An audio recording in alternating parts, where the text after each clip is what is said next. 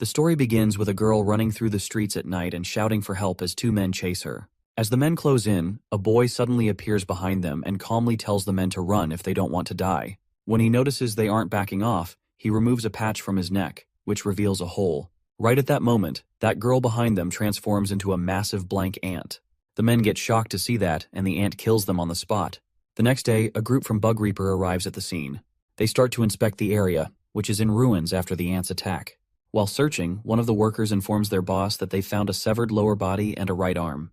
The worker also mentions that, according to a survivor, a boy was seen near the area during the incident. Meanwhile at school, a girl named Choa is reading a book about the Bugreaper group. The book explains that in 2005, monsters wearing insect masks appeared in the world. They caused destruction, from physical violence to even eating people. But the most terrifying part is that these creatures live among humans, known as insectors. As she finishes reading, the teacher mentions the events from yesterday in Namandan, saying the police believe the case is linked to an insector.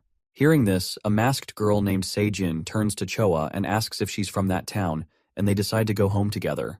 While the rest of the class talks about it, a boy named Camison, also wearing a patch on his neck, is calmly eating snacks. The teacher then asks everyone about their assignments and orders Choa, the class president, to collect and bring them to him. After the teacher leaves, two boys approach Choa and tell her not to submit any assignments, as no one has finished theirs. However, to their surprise, Camison hands in his assignment to her, and when he returns to his seat, the boys approach him and ask why he submitted the assignment when they clearly didn't want to. One boy then notices the patch on Camison's neck and jokingly asks if it's a hickey. As he peels it off, he's shocked to find a hole in his neck, and a small ant crawls out. He tells the others, but they brush it off. Sa-jin then asks Choa if she likes Camison, which makes her blush. She heads to the teacher's office to submit both Camison's assignment and her own. The teacher tells her that she and Camison are free to go, but the rest of the class will have to stay after school to clean up as punishment. After leaving the office, she feels anxious about how she'll get home, since Sa-jin is also staying for punishment. Just then, she remembers that Camison lives in the same town as her. She hesitantly mentions the punishment to him and asks if she can go home with him, but he simply refuses and walks away. After school, the rest of the class is cleaning up the trash, but Camison is nowhere to be seen. While they work, Sa-jin notices Choa is also there, and she's crying.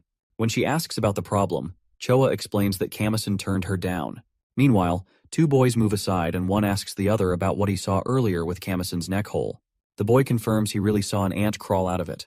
As they talk, the Insector suddenly appears and kills one of the boys by cutting off his head. A girl nearby is horrified by the scene and immediately starts running away. As the Insector appears in front of the other students, they panic and start running for their lives as well. In the chaos, Sa-jin faints. Choa tries to wake her up, but then she notices the Insector is standing close by. Just as it moves in to kill her, it suddenly stops, and by calling her the class president, it confusingly asks why she is here. When Choa looks at its face, she realizes the Insector is actually their teacher. The teacher angrily says that she should have listened to him. As he raises his weapon to kill her, an ant suddenly attacks and cuts off both of his hands. Choa is shocked by this, and when she looks around, she sees someone in black ant armor standing there, the person who just saved her life. At this moment, Choa faints as well, and the Ant-Man, who is actually Camison, catches her. The teacher monster comments that he knows Camison well and asks why he's killing his own kind. Camison responds by delivering a powerful punch to the monster's stomach and sends it back. After placing the two girls safely aside, he asks the monster why it's killing its own students. The monster angrily replies that it has trouble finding food and threatens to eat Camison as well. Transforming into a ball, the monster leaps at him and throws him to the ground. It jumps into the air and starts crashing into Camison repeatedly. As the area becomes wrecked by the monster's attacks, Camison remains calm. When the monster is about to slam into him again, Camison enlarges his hands and thrusts them into the monster's body. The monster gets shocked by this, and Camison delivers another powerful punch to its stomach, grabs its body tightly, and with all his strength, he turns it into multiple pieces. After finishing it off, Camison transforms back into his human form and simply walks away. Soon after, the Bugreaper group arrives at the scene and begins collecting the dead bodies of the students. The boss stands with another powerful figure, who examines the area and reports that it looks like a battlefield, with insects fighting each other. A worker then informs the boss that the schoolgirl who encountered the beetle has regained consciousness. She says a man in black saved her. They also learn that another student is speaking to the media, claiming he saved his friends and even got pictures of the monsters. The boss, not wanting to interfere, walks over to Choa, who is reassuring her mother on the phone. Noticing the boss smoking, Choa puts on an oxygen mask, but he tells her that what he's smoking isn't a cigarette, it's insect repellent. He then asks her about the incident, and Choa explains that when the teacher was about to kill them all, a black human appeared and saved them. When the powerful guy asks why she is calling him a human, she replies that he just looked like one. The boss then asks her to tell him which student wasn't doing the cleaning punishment at that time. Later that night, Camison arrives home, where his grandmother greets him and happily tells him she has prepared a lot of food for him. However, Camison tells her he's not hungry. She becomes worried and asks if he's hurt anywhere, urging him to go to his room and relax. Once in his room, Camison turns on the TV, where the news is covering the incident from earlier that day. The report states that at a high school in Kurugu, Seoul, a large number of students were killed by their own teacher, who was revealed to be an insector. As Camison lies on his bed, a line of blank ants starts crawling in through the window and goes into the hole on his neck. The next day, at an abandoned building, the police force is on a mission to search for some missing children. As they enter the third floor, they are shocked to find the children trapped in cocoons. Outside the building, the Bugreaper group waits in their car for the police's call.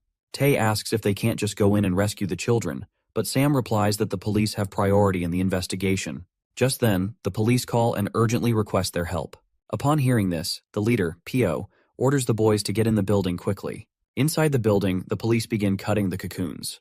The captain remarks that the enemy is an insector, so they need to act fast. One of the officers opens a cocoon and reassures the children that they've been saved. At this moment, the captain sees a quick attack that kills one of the soldiers instantly. As he looks around, he notices a mosquito insector has arrived and asks what they are doing with his children. When a second soldier opens fire on the insector, it leaps at him with incredible speed and kills him on the spot. The captain realizes it's faster than a bullet. As the insector moves to attack him, Sam shoots from another tower, but to his surprise, the bullet only hits the insector's nose. As the insector tries again to attack the captain, Tae steps in and strikes it with a stick. Pio orders the captain to get the children out of there, and just as the insector leaps toward him, Pio calmly flicks the smoke from his cigarette at it, which causes the insector to fall. But the insector doesn't give up. It breaks its nose tip and launches a series of mosquito attacks at them. Pio quickly throws more smoke at it and saves everyone, but the insector escapes through the window. Pio orders Sam to shoot it, but before he can act, he gets injured by the swarm of mosquito attacks. The next day, Choa sits in the playground with her younger brother and his friend, reading about the school incident. She feels bad for Sa-jin, who had brain surgery and is refusing visitors. As she reads, her younger brother, wearing a bee mask, tries to scare her. When she stops him, he runs off. Choa comments that she hates looking after him, especially since he's not going to school. When she looks up, she sees Camison standing nearby, holding some ice creams. He hands one to her brother, and the three of them start eating together. Suddenly, Choa's brother kicks the soccer ball, and it falls out of the playground. He tells Choa about it and quickly goes with his friend to pick it up. Choa tries to stop him, but Camison reassures her that he'll bring him back. He arrives at the spot and sees the second kid standing there holding the soccer ball, who asks him why he's there. As Choa's brother heads back to her, the kid remarks that Camison looks like a fellow compatriot. This kid is actually the mosquito insector from the previous day. He tells him that he was about to eat the kid, but Camison interrupted. He warns him not to intrude on his territory again, or he'll beat him up. To his surprise, Camison peels off the patch from his neck and suddenly transforms into Ant-Man. The mosquito insector comments that Camison has been spreading rumors about his competitors and says that now, he will be the one to die. Saying that, the mosquito insector transforms into his original form, and by moving around Camison, he asks if he is really that slow that he can't even see him. Pleased with his own speed, the mosquito insector keeps circling, but Camison easily catches him midair and defeats him in an instant. Afterward, he transforms back into his human form and returns to Choa and her brother. The little boy asks for more ice cream, and Camison happily hands him all of them by saying that he's now full. The next day, the students return to school after a week off, only to be disappointed by the notice that Class 3 has been closed.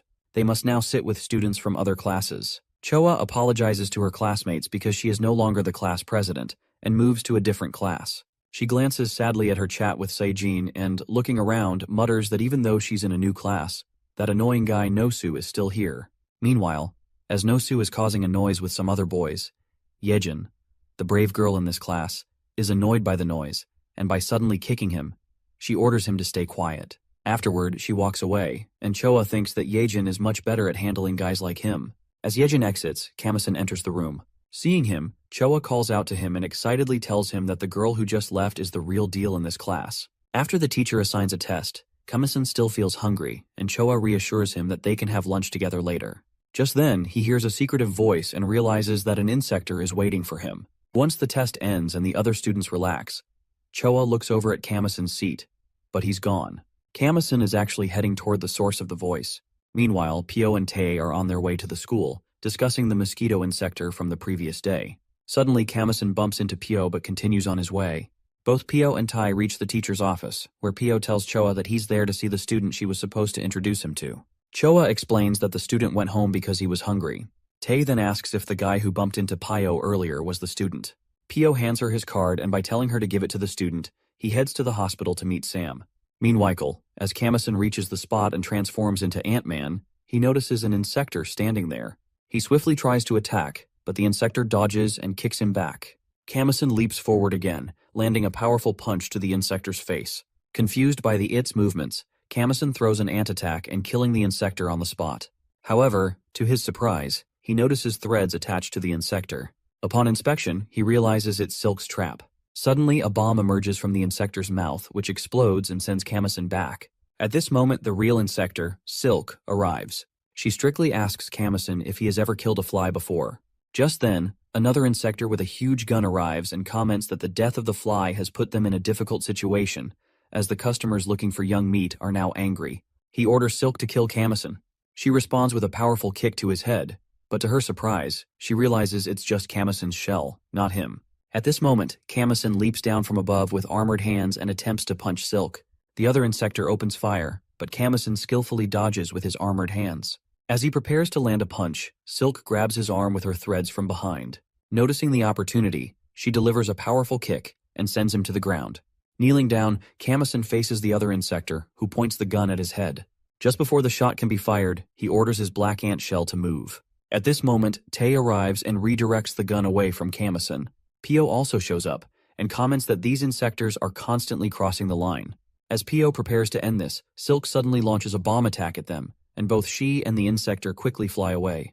Tae tells Pio that now their priority is to capture the black ant, but when they look back, they're shocked to see he's gone as well. Tae worries that if their commander finds out they let him escape again, they'll be in serious trouble. Meanwhile, Camison returns home and sits down to eat with his grandmother. He eats quickly because he is hungry, and after finishing his meal, he heads to his room.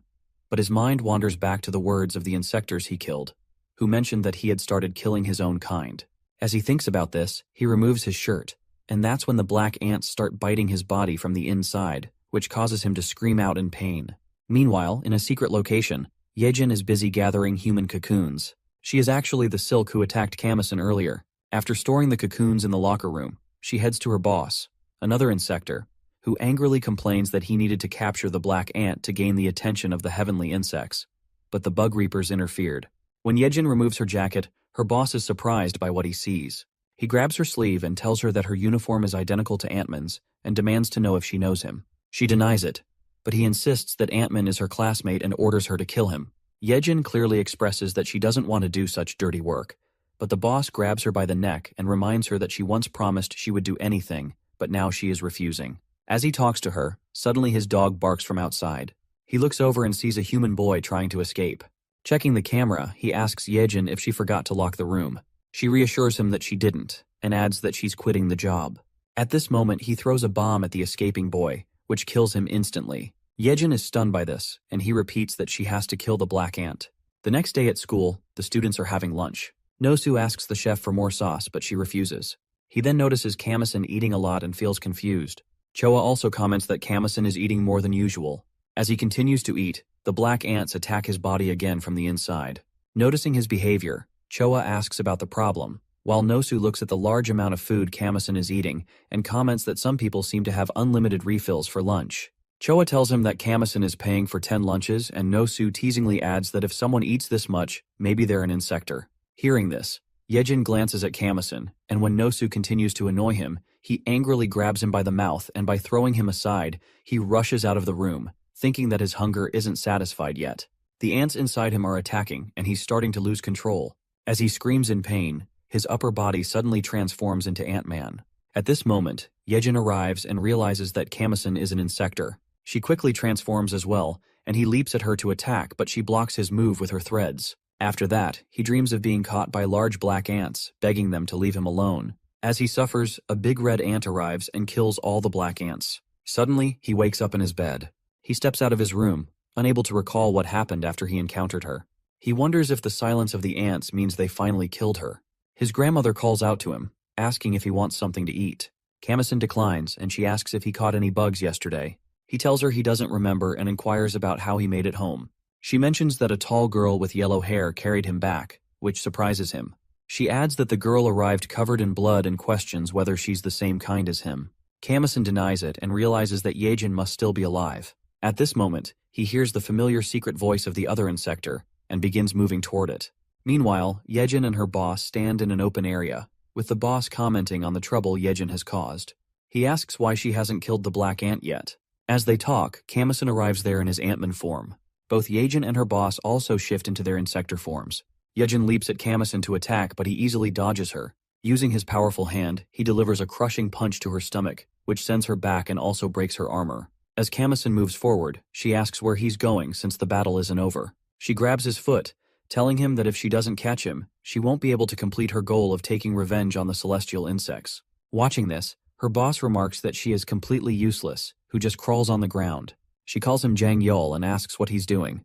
He responds by questioning if she truly thinks he would help her with her revenge. He adds that in the end, he planned to offer her to the celestial insects as well. Feeling angry, Yedjin tells him that she's endured all these hardships for him, and now he's just going to let her die like this. As Jang prepares to attack her with a hand strike, Camison jumps into the air, but Jang doesn't see him. When Camison lands, a blast erupts, and he leaps into the air again. Jang laughs and comments that there are mines planted in the area, and Camison will explode soon. Meanwhile, Camison thinks that he needs to increase his speed and aim for Jang's hand to defeat him. He activates a surge of power within himself. As Jang moves to strike again, Camison dodges the attack, and by swiftly grabbing his hand, he quickly cuts off his head. Yedjin gets shocked to see that, and he transforms back into his human form and orders the ants to consume the body. As he walks forward, Yedjin calls out to him, asking why he saved her and if he's against the celestial insects. Then Camison demands to tell him what happened the day they fought. Feeling surprised that he doesn't remember, she begins explaining that when she blocked his attack, he threw her harshly to the ground. As his armored hand moves to strike her, he orders it to stop. However, his own hand suddenly turns on him, and Yedjin grabs it with her threads. In that moment, something triggers, and Camison transforms back into his human form but faints. She continues that after that, she spent a long time thinking about whether or not to kill him. Eventually, she realized that he might be the hidden key to destroying the celestial insects. Telling him everything, she explains that now he is the target of the celestial insects because Jang is dead, and their supply of humans will decrease. She warns that if they dig deeper, they'll target his family, friends, and anyone close to him. She assures him that she will help him, and they have to fight together. However, Camison rejects her offer, claiming that she's just clinging to anything because she can't handle this on her own. He tells her that he can't help those who are already lost. With that, he places his aunt's hand on her face and says he will devour everything. The next day at school, the teacher comes in and calls attendance, but when she asks about Yedjin, she isn't present. The teacher is confused, as Yedjin has never been absent before. Noticing this, Nosu and his friend look pleased. They mention that there was an accident at Namuncheon the day before, and since they often saw Yedjin there, it likely means she's dead. The two are pleased by the news, but to their surprise, Yedjin walks in and presents herself to the teacher. Meanwhile, at the spot where Jang was defeated, a group from the Bugreapers is inspecting the area. They find his prosthetic leg and a strange bug pill. As they examine the scene, a healthy man approaches, who attempts to enter the restricted area. A worker tries to stop him by placing a hand on his shoulder, but the man quickly cuts the worker's hand away. The group immediately reacts, and one of them calls for backup, reporting that there's an untransformed insector present. The healthy man then kills everyone at the scene. After picking up the bug pill, he makes a call and informs the person on the other end that the sample has been secured. Meanwhile at school, Yedjin tosses a note to Camison, asking to meet him outside. When he joins her, he seriously asks why she called him. She questions why he's asking, as if he doesn't already know. She recalls the moment when he had placed his hand over her mouth, and how in that instant she thought she was going to die. But when she woke up, she found herself safe. As she reflects on this, Camison steps closer to her, and she asks for his cooperation. He dismisses her, saying that she's just emergency food for him. Then she explains that he's now a target of the Insectors too, and adds that Insectors have one goal: to eliminate humans and rise to the top of the food chain. To achieve this, they are growing in size and eliminating anything that stands in their way. Despite her words, he still refuses. As they talk, Choa watches from above and feels a bit jealous at the sight of them together. At the Bugreaper's office, a doctor outfits Tae with a special suit designed to fight insectors. Outside the room, the others watch, and Pio mentions that they've recently lost 4 members in an accident, which is why he wants to issue this suit to everyone. The doctor begins testing the suit by opening another door where an Insector enters. Alone with the Insector, Tae feels uneasy about his weapon, but the doctor reassures him, telling him to activate the built-in weapon in his suit. As Tae prepares, he suddenly notices that the Insector is no longer in front of him. Feeling confused, he turns and gets surprised to see the Insector appear behind him. When the Insector tries to attack, the suit reacts quickly and pulls Tae out of the way just in time. Tae feels more confident, but the doctor warns him that this Insector can move at speeds over 300 km/h, so he must stay focused on its movements. As the Insector attempts to punch him, he blocks the attack and kicks it back. However, the Insector grabs his neck, but before it can do more damage, an electric current strikes the Insector, which saves Tae. The doctor announces that the test is complete and escorts the Insector back to the special room. Meanwhile, Pio heads to the library to investigate further. He searches through old books but finds nothing of interest.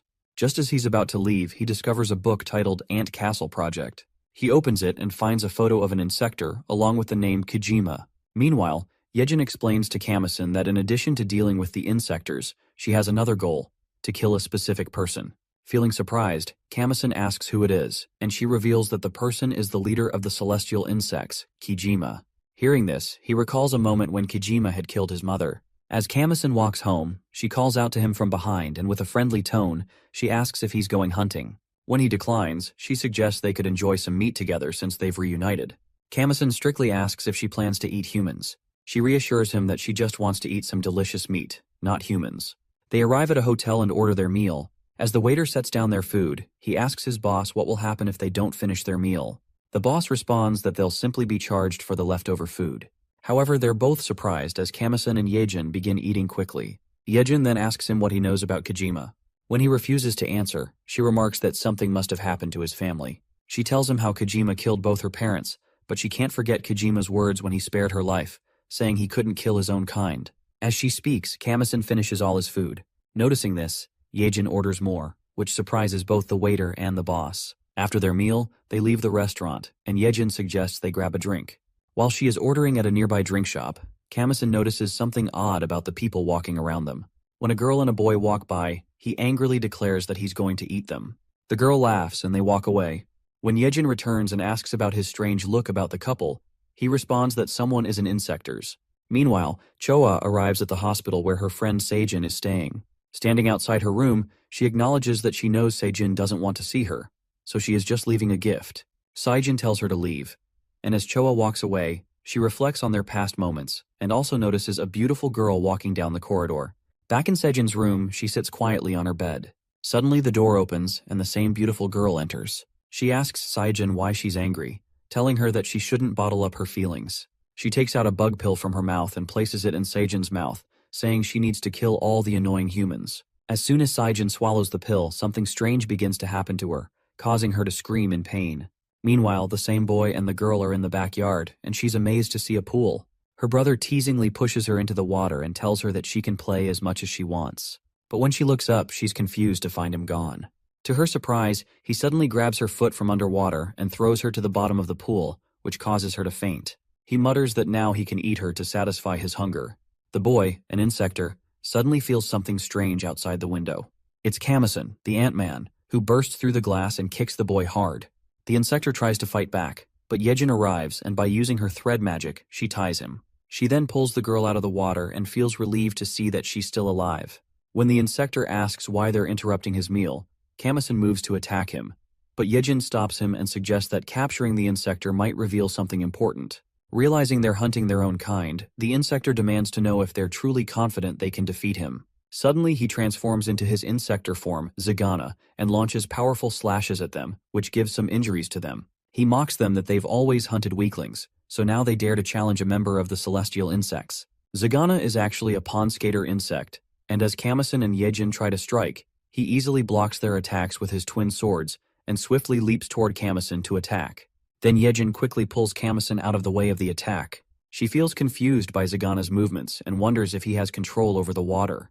She notes that the entire area is surrounded by water, and if she gets too close, she'll be in his deadly range. She reflects on the power of the celestial insects, realizing they are far stronger than she expected, even among the insectors. As she is thinking that, Camison suddenly leaps towards Zagana and orders her to lay a thread across the water's surface. Despite her worries, she follows his command, and he realizes that he has to unlock the mysterious red power he gained from defeating Jang. He moves closer to Zagana by focusing on eliminating the troublesome twin swords. The fight turns into a close combat struggle, and with swift moves, Camison lands some punches on Zagana's ribs, causing the swords to drop. Fueling the red power, he leaps toward him for a final attack. However, to his surprise, Zagana pulls out 2 more swords from his back and delivers a powerful cross-slash that cuts through Camison's armor. Just as things are getting wrong, Yedjin steps in, and by grabbing Zagana's sword with her threads, she pulls it up from his hand. Seeing the chance, Camison swiftly grabs the sword and drives it into Zagana's chest. Zagana tries to retaliate with another slash, but Camison blocks it with his hand and commands the ants to swarm and devour the Insector, which causes Zagana to scream in pain. Suddenly, the same healthy guy who had previously killed members of the Bugreaper group appears. He punches Camison in the face, and by also striking Yedjin, he throws his club card toward them and brings Zagana out of there. Meanwhile, Sa-jin returns to her town and goes to visit her friend, who is surprised to see her. Her friend asks her to move aside, but Sa-jin steps closer and gives her a sweet kiss on the lips, something she often does. However, this time, things are different because Sa-jin is now an Insector, who extends a long tongue from her mouth and kills her friend on the spot. Once she's finished, the same beautiful woman who had given Sa-jin the bug pill in the hospital appears. She asks her about the taste of human blood as it's her first time drinking it, and Sa-jin comments that it's delicious. On the public train, a man stands among the crowd who is acting strangely. He feels hungry and suddenly, with his long tongue, he kills everyone on the spot. Meanwhile, Choa walks in the street on her way to school. She spots Camison ahead, and, as she looks at his face, she's surprised to see that it's injured. As they walk together, he explains that he was in a fight, which is why he looks like this. When Choa arrives at school, she's happy to see Sa-jin, who looks much better now. She comments that she was so worried because she hadn't even visited her. Sa-jin tells her that she was trying to avoid meeting because she had gotten her hair cut. As the two chat, Camison also comes to class, and Sa-jin asks her about the seat next to her.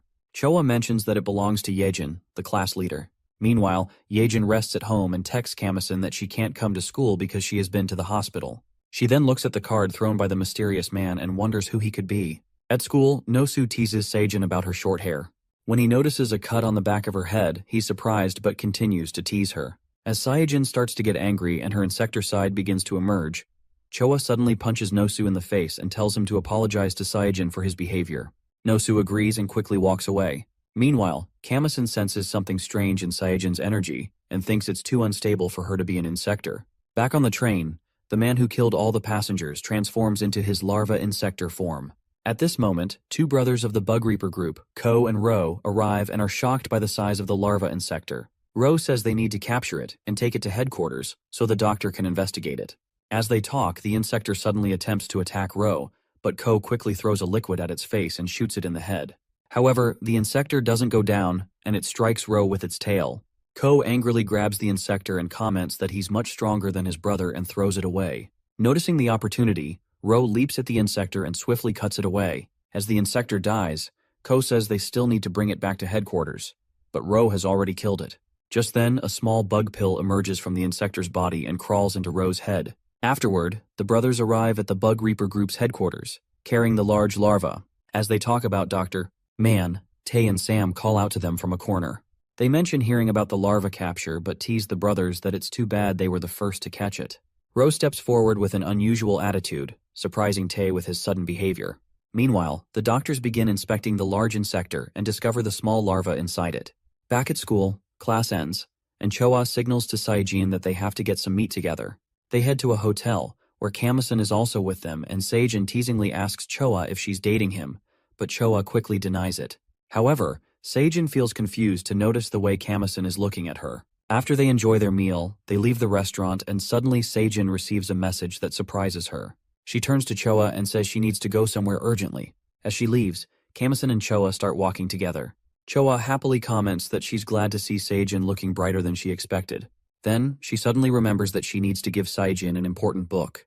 When she tells Camison she's going to leave, he grabs her hand and asks her not to go. He explains that Sa-jin has only just been discharged from the hospital, so the teacher will understand if she's a little late. Meanwhile, as Sa-jin talks on the phone, a car stops in front of her. An elderly man inside tells her to get in quickly. Nearby, Nosu's friend looks at Sa-jin and comments that he got punched because of her earlier.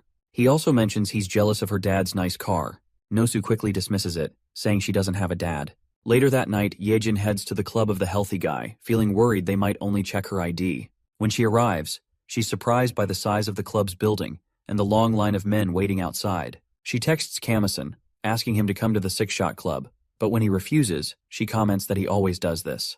At this moment, a man calls out to her from behind and asks if it's her first time at the club. He turns out to be Park Mingyun, the same Insector she encountered earlier. Then he leads her inside the club, and she's immediately amazed by the beauty and lighting of the place. She starts playing with the lights and comments that it looks great here. To herself, she thinks that this is just a flashy club to gather information about the Insectors. She shows him the card and says she was invited here. Mingyun looks at the card and tells her they need to move to another area. As they walk, they come to a large elevator, where Yedjin gets surprised by its size. He explains that the VIP space should be special, and adds that they don't give invitations to just anyone, but it seems like she has some connection with their boss. As they reach the lower level, Yedjin is stunned by the sight before her. There's a huge crowd of humans and Insectors, some of them even fighting on a battlefield. Mingyun tells her that this is the VIP area of Club Six Shot, a lawless heaven and earth. As humans kill an Insector, a large one named Jack suddenly appears and starts attacking the humans. Then Yedjin surprisingly asks Park why humans and Insectors are fighting, and he explains that the massive Insector standing there is Queen Jack, the star of No Man's Land. He adds that with her size, she can rival any other species, but there are still some stronger than her. At this moment, another Insector fires at Jack from behind and kills her on the spot. Yedjin is shocked and asks what the meaning of this violence is. Park tells her that it excites and entertains the humans, while Insectors gain honor through it, as they are given the chance to become a celestial Insector. He adds that strength alone isn't enough.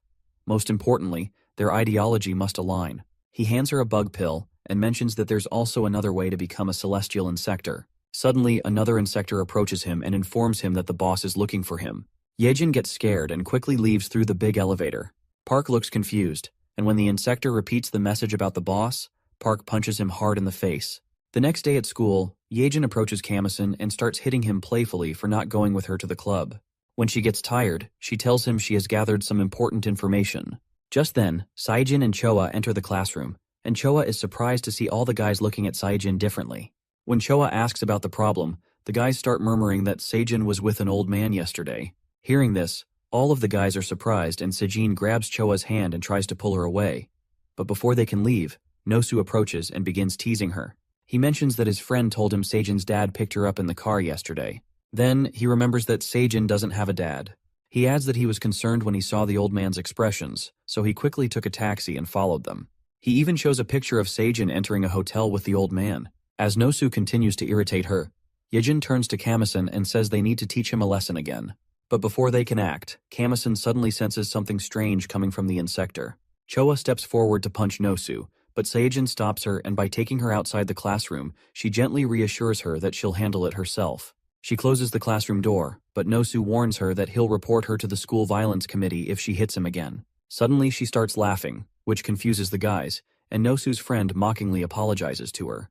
But he gets stunned when Sa-jin begins to transform into an Insector. She punches him hard, and the entire class starts running for the door, but she blocks their way with her large hand. Looking at it all, Yedjin turns to Camison and asks if they should do something, but he rejects it because it's not a good idea with so many people watching. Then Sa-jin orders Nosu to step forward from where he's hiding among the others. Nervously, he approaches her, but she quickly grabs his neck with her long hand and angrily tells him that it's his fault her dream was shattered, because he's the one who pushed her down when the teacher Insector attacked them before. As she's about to kill him with her long tongue, Camison stops her and asks what she'll say to Choa if she kills Nosu. Meanwhile, Nosu orders his companions to report to the Bugreaper, but when they don't move, he turns to Camison and gives the same order. Hearing this, Sa-jin releases Nosu, and by remembering some past moments, she adds that even if she kills him now, she won't feel guilty. She pulls out some bug pills from her bag and tells him that she will make him feel the same pain she experienced. As she puts the pills into his mouth, he suddenly starts screaming in pain, and his body transforms into a bug Insector, which shocks everyone. Seeing this, Yedjin remembers the moment when Park had handed her the same bug pills, and she understands their purpose. Sitting by the window, Sa-jin comments that Nosu now completely resembles a bug. Just then, a teacher and Choa knock on the door. Sa-jin mutters that she doesn't want Choa to see her like this, and that she hates humans. With that, she jumps out of the window and quickly leaves the scene. As Choa and the teacher manage to push the door open, they are shocked to find a huge Insector standing before them. The guy who was unconscious wakes up and comments that the Insector is actually Sa-jin. He quickly grabs his phone, intending to report this to the Bugreaper group. However, before he can make the call, Choa stops him. Meanwhile, Nosu looks at his reflection in the mirror and is horrified to see that he has completely transformed into an Insector. Because of fear of the Bugreaper group, he quickly jumps out of the window and escapes. From behind, Choa feels sad for her friend, while Camison and Yedjin head in the direction where Sa-jin went. As they run through the streets, Yedjin remarks that she believes Sa-jin is connected to Cheon-jung. She points out that the medicine she gave Nosu is the same as what she received from the Six-Shot Club. They both agree that they've placed an ant and a thread on her, so they can track her movements. In some time, they reach the location where they find Sa-jin. They ask her to talk for a moment, but before she can respond, the same woman named Hannah appears. She hugs Sa-jin tightly and says that there's one thing she hates in this world: when someone touches what belongs to her.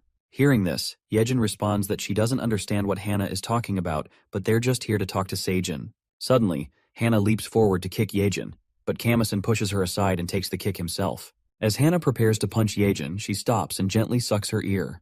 Yedjin tries to strike her, but Hannah swiftly moves out of the way, revealing that she's an Insector. In response, Yedjin transforms into her Insector form and attempts to attack, but Hannah easily dodges her strike. Turning to Camison, she sees he has also transformed into his Insector form and leaps toward her to punch her. But Hannah quickly sidesteps and says that they won't catch her with such predictable moves because disappearing in front of their eyes is her specialty. Meanwhile, Sa-jin is shocked to see that her friend Camison is also an Insector. Camison jumps at Hannah again, aiming a powerful punch with his large hand, while Yedjin casts a star trap around her using thread magic. However, both attacks have no effect on Hannah. She quickly forms a large injection in her hand and drives it into Camison's stomach. Seeing his blood, she gets surprised to find it's red. Just as Yedjin leaps toward her, Hannah redirects the injection attack and strikes her arm instead. Yedjin is confused because neither attack seems to affect them, but then the areas where Hannah injected them begin to swell. A blast erupts, causing their armor to shatter.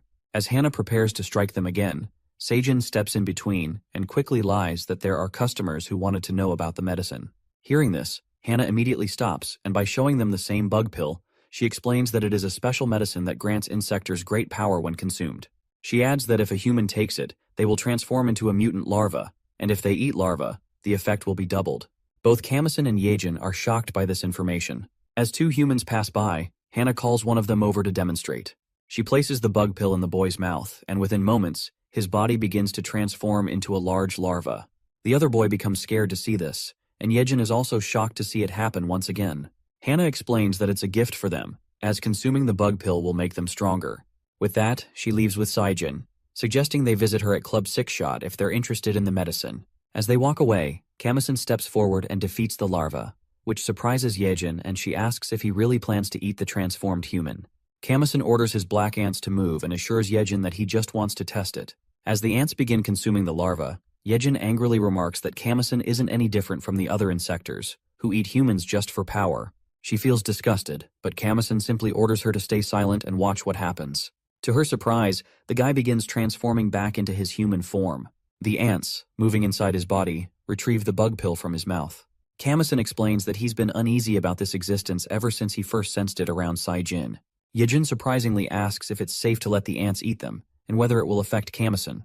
He admits he doesn't know, and as the ants return to his body, something strange begins to happen. He screams in pain, and Yedjin becomes even more concerned.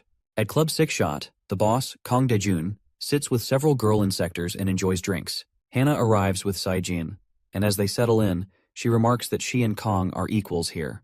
Kong notices something on her arm and asks if she's been in a fight. Hannah confirms it, saying the opponent was feisty because he was young. As they talk, Kong suddenly mentions that 50 bug pills disappeared yesterday. Hannah casually responds that it means he got robbed. Without warning, Kong leaps forward and grabs Sa-jin's face, accusing her of being the one who stole the pills. Hannah gets shocked by this, quickly draws an injection and aims it at Kong's neck.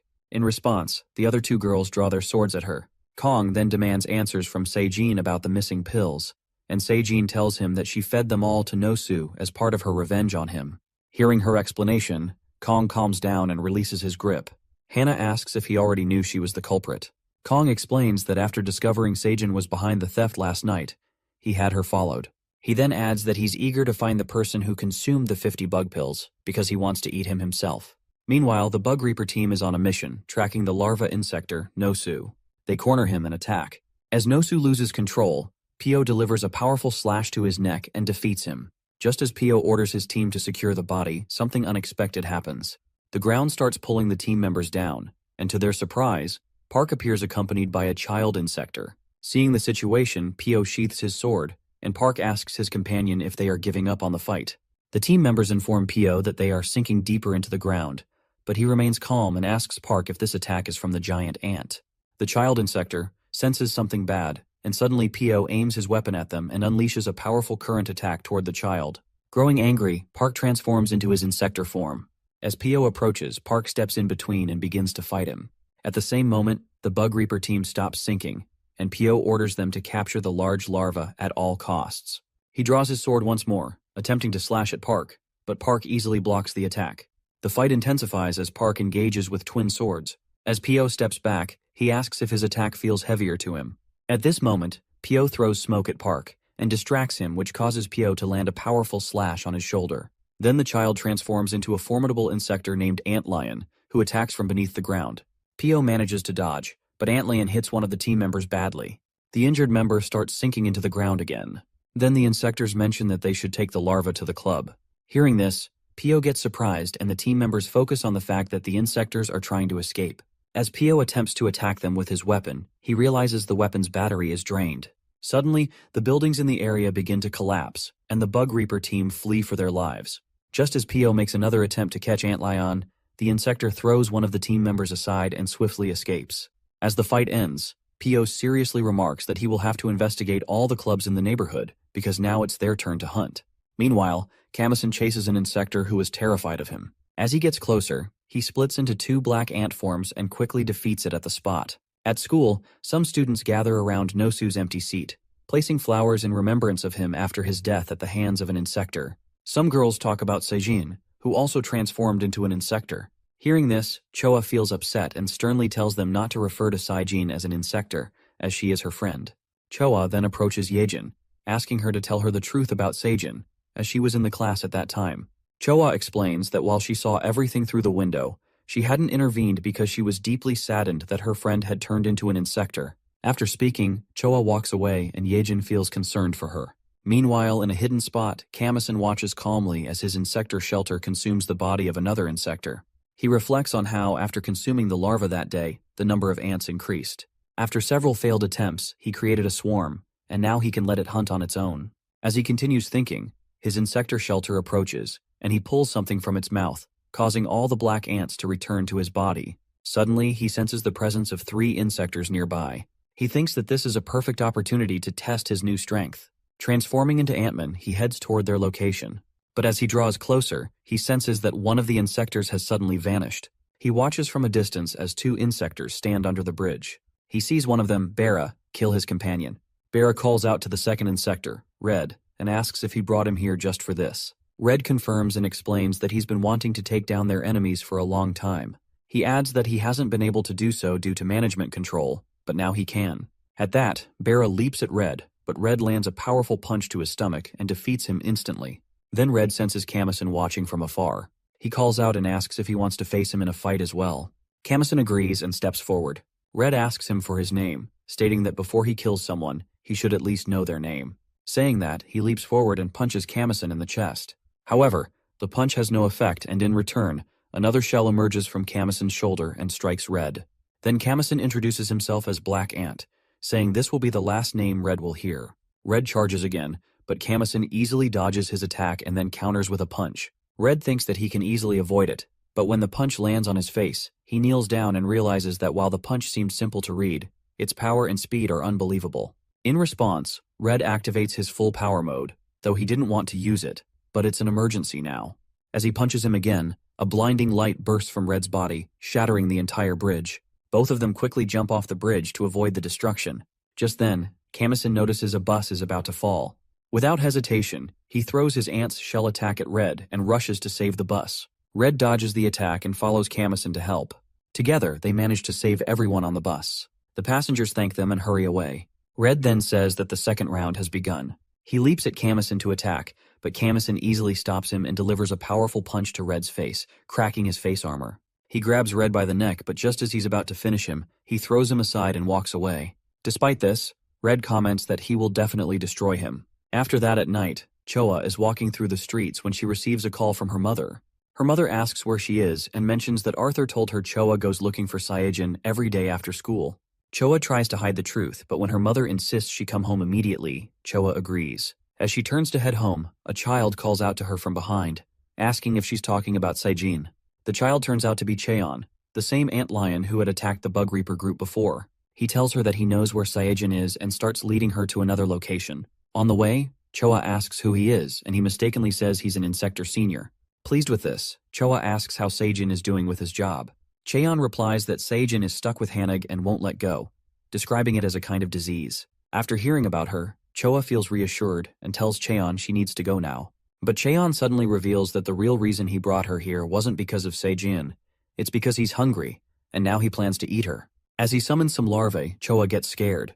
Cheon explains that he fled for his life, started eating humans, and finally embraced his identity as an antlion. Choa starts running, but Cheon quickly transforms into his Insector form and uses his ability to catch her.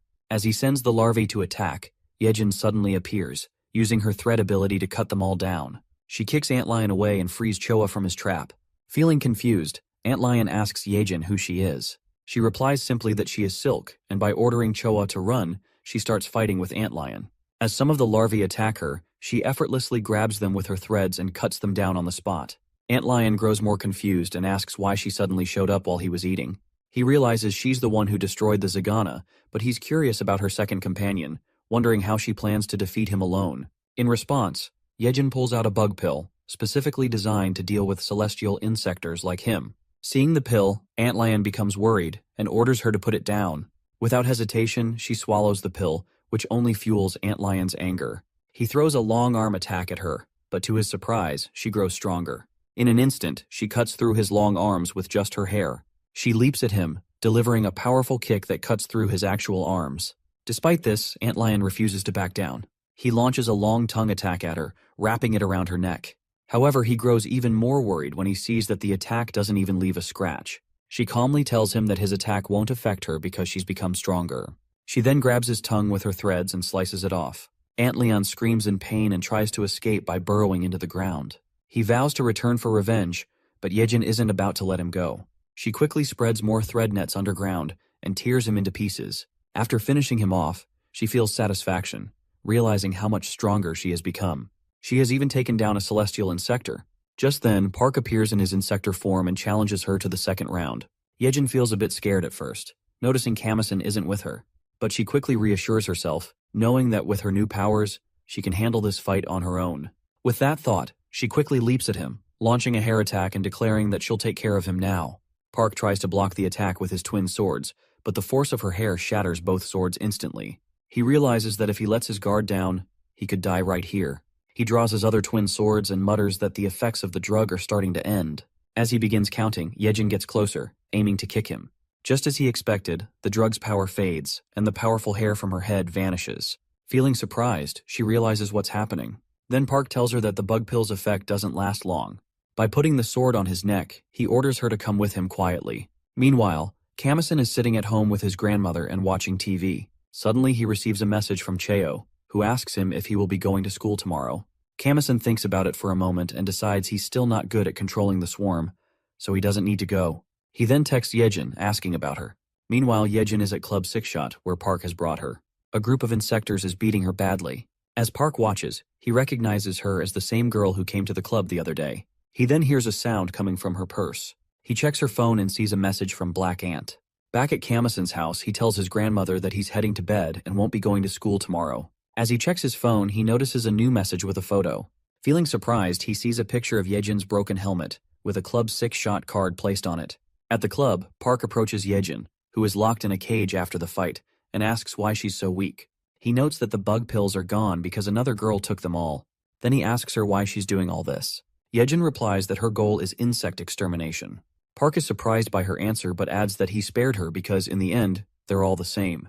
He tells her that the next match will start soon, and it's a special one for her, so she needs to get ready. Meanwhile, in the battleground, the referee, Jaja, begins announcing the match.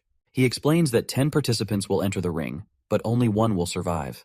He first introduces the protagonist of this match, Yedjin. As she enters, Jaja explains the rules. Every minute, an opponent will be added. If they can't kill their opponent within a minute, the enemies will continue to grow, leading to a cruel death. Then he announces the second player, and the match begins. The Insector leaps toward Yedjin, aiming to attack. Meanwhile, another Insector, Red, is practicing in his cage, with Park standing beside him. Park tells Red that he's the 10th player in the match. Red looks at him seriously, and asks if he really wants him to participate in such an unreasonable game. He suggests that Park should use him as the star of the main event, but Park replies that if he did, Red would kill all the other players and ruin the business. Red adds that he wants to kill Park and Kong, the boss. Just as they're talking, Park's phone rings, and he's shocked to hear the news that the elevator used by the VIPs to descend is missing. Park quickly orders Red to get ready, as his opponent has arrived. Meanwhile, in the battleground, the referee is surprised to see that Yedjin has easily defeated her 4th opponent. He quickly announces that the 5th contestant, Queen Jack, has arrived. Jack attacks with swift moves, overpowering Yedjin and throwing her to the ground. As Yedjin grows exhausted, 3 more contestants appear and surround her. Just as a minute passes, the referee prepares to call in the 9th player. However, to his shock, the head of the 9th player is suddenly cut off in front of him.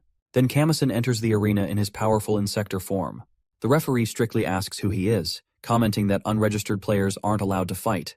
Camison orders him to stay quiet, then throws a fire attack with his hand, which melts the referee's arm. Afterward, he demands to know where Yedjin is and orders them to bring her to him.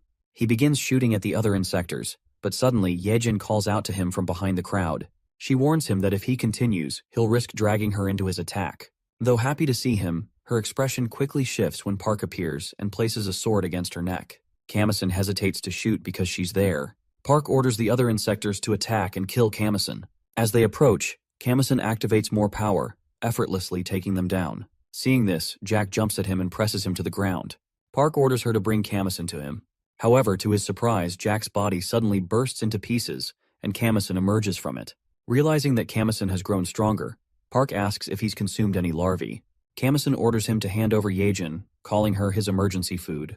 Meanwhile, the crowd grows furious at Park, demanding their money back since all the Insectors are dead, and they had placed bets on them. Park angrily tells them he will return their money, but only if they place even bigger bets. Camison realizes that Park intends to fight him alone now, and he confidently declares he will finish him quickly. However, Park tells him that he's not his true opponent. The real opponent is behind him, the 10th player of the battle.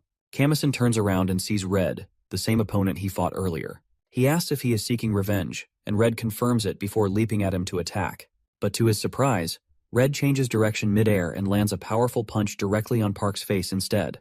Camison feels confused about this, and Red tells him that he has observed everything from above and assures him he can leave now. He promises to handle Park on his own. Camison agrees, and by grabbing Yedjin, he quickly heads out. Behind them, Park transforms into his Insector form and begins battling Red. As Camison rushes with Yedjin, she asks how he managed to get down here without the keycard. Camison casually replies that he broke the elevator. Yedjin is surprised and urges him to get her out of there quickly. However, as Camison starts climbing, he senses something odd. To his shock, Kong, the boss, suddenly appears and delivers a hard punch to Camison's face, breaking his face armor. Kong glares at him, demanding to know how he dared destroy the club's property. He recalls the moment when he was about to eat Nosu's Insector, but his servant interrupts, informing him that someone has destroyed the elevator. Reacting quickly, Kong arrives and starts fighting Camison. He grabs Camison by the neck and throws him toward the wall. Camison screams in pain, but Kong orders him to stay quiet and punches him in the face. As Kong grabs Camison's head, Camison hurls an ant's shell at him, landing a blow to Kong's face. However, the attack has no effect. Just as Kong is about to retaliate, Yedjin uses her threads to grab his hand. For the first time, Yedjin pushes herself to her limits. She realizes that even if she pulls out all her threads, it still won't be enough. Kong laughs and orders them to give their best. At the battleground, Red beats Park, telling him to stand up because he doesn't attack opponents who are already down. Suddenly, the wall crashes open and Kong throws Camison and Yedjin into the ring. Both Red and Park are stunned by his arrival. Kong orders Park to stop acting weak, reminding him that he is his subordinate. The crowd is shocked to see Kong in person and comments that he looks like a thug. Kong asks the Insectors if they're hungry and mentions that he was in the middle of a meal before being interrupted. He then orders Park to open the ceiling.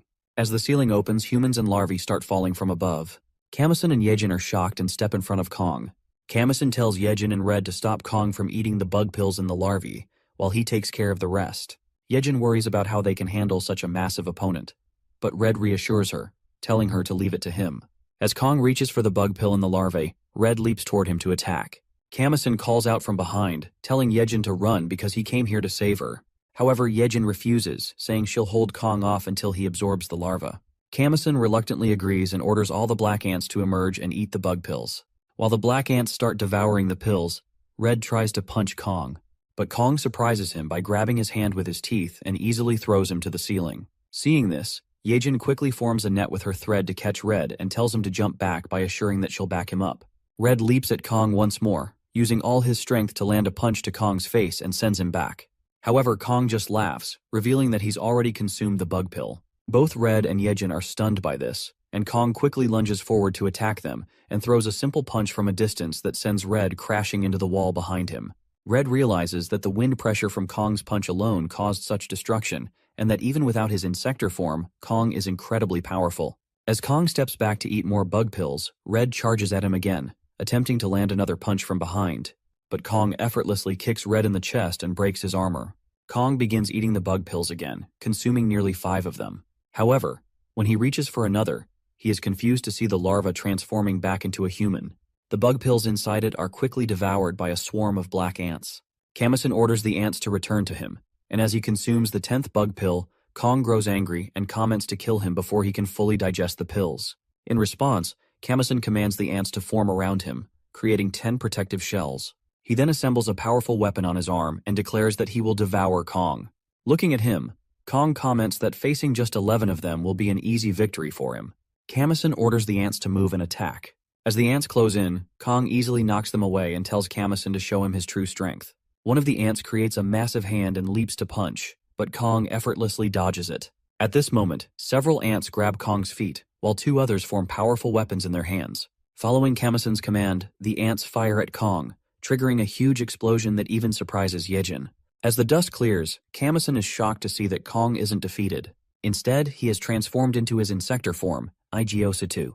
Kong declares that he will kill him with his own hands, and Camison quickly orders the 2 ants to fire at him again, but Kong punches them with full force and sends them back. Realizing the situation is getting worse, Camison orders the ants to regroup, but it's too late because Kong has already approached him and pushes him hard against the wall. After beating him mercilessly, he grabs him by the head and comments that he's already dead. But just then, Camison commands the ants to eat him. This feels Kong confused as the ants swiftly leap toward Camison and begin devouring him. Camison screams in pain, and Kong remarks that he's committing suicide. However, to his shock, a massive and powerful ant monster rises up in front of him. Meanwhile, Park is standing up, and an Insector informs him that the boss has left the arena. Park realizes that the higher-ups must have already been notified, and that the executive of the celestial insects, Hexagon, will definitely arrive. He orders the Insector to take the money and leave because this club is finished for today. Back in the arena, Kong resumes fighting Camison, using his full power to attack. After landing a strong blow that knocks Camison down, Kong is surprised when Camison leaps back up to attack again. Camison unleashes a laser attack, pushing Kong back, but Kong dismisses his attacks as simple and retaliates with a powerful punch that causes the entire area to collapse. Yedjin watches in surprise, noticing that Camison is still fighting. Kong taunts him, saying that no one can defeat him like this. He lands another punch, severing Camison's hand. As Kong continues to break more of Camison's body, he feels satisfied. But to his surprise, Camison's body begins to reassemble, and he leaps at Kong again. Kong states that he will break Camison no matter how many times he comes at him. However, when he attempts to punch again, his own hand cuts down. Kong watches in shock as the ants begin devouring him and he feels angry, but as he attacks again, the ants effortlessly dodge his blows. He grows confused, realizing that every time he tries to break Camison, he feels as if he's being consumed more and more. Suddenly, all parts of his body begin to sever on their own, as the ants activate their magic. Kong recalls facing a powerful Insector before, and the feeling he's experiencing now reminds him of that moment. He gets scared and screams in pain as the black ants devour every part of his body. Once Kong is completely consumed, the ants regroup around Camison, who now exudes an even more dangerous aura. Both Yedjin and Red are also stunned by the transformation. They notice that his eyes have turned red, and he seems to have lost control of himself. Camison grabs both of them and threatens to eat them. In response, Red punches him and Yedjin desperately urges him to regain his senses. However, Camison releases a swarm of ants toward them. As the ants begin their magic outside, inside Camison's body, the real Camison is kneeling before a group of black ants. He watches in surprise as a red ant appears and kills the black ants, telling Camison that he must live. This revelation snaps Camison back to reality, and something strange begins to happen to his body. Both Yedjin and Red are confused, as the ants that had been attacking them begin to retreat. Camison screams as his body transforms back into its human form, though he is badly injured. Yedjin quickly rushes to him, and by holding him in her arms, she notices that he's crying and calling out for his mother. She hands him to Red and urges him that they need to leave because the area is about to collapse. As they begin to move, Park and another man appear from behind. Seeing the man, Red immediately tells Yedjin to take Camison away because the man is strong. The man comments that he has something to say, but before he can continue, Park suddenly leaps at Camison to attack. In response, the man swiftly grabs Park and slams him into the wall, asking if he plans to attack like that. The man introduces himself as Hexagon, the celestial Insector. His human name is Dogen. He tells Camison and the others that he has a message to deliver from Lord Kojima. He casually informs them that Kojima has sent a message for No. One, that he has been watching him and will visit soon. But until then, no. One must stay alive. Both Red and Yedjin are puzzled, and Yedjin asks if Dogen is also a celestial Insector. He explains that there are 6 powerful men who serve as the executives of the celestial insects, known as the 6 legs that support Kojima. He adds that Kong had the potential to reach this position, but now, this is what has happened.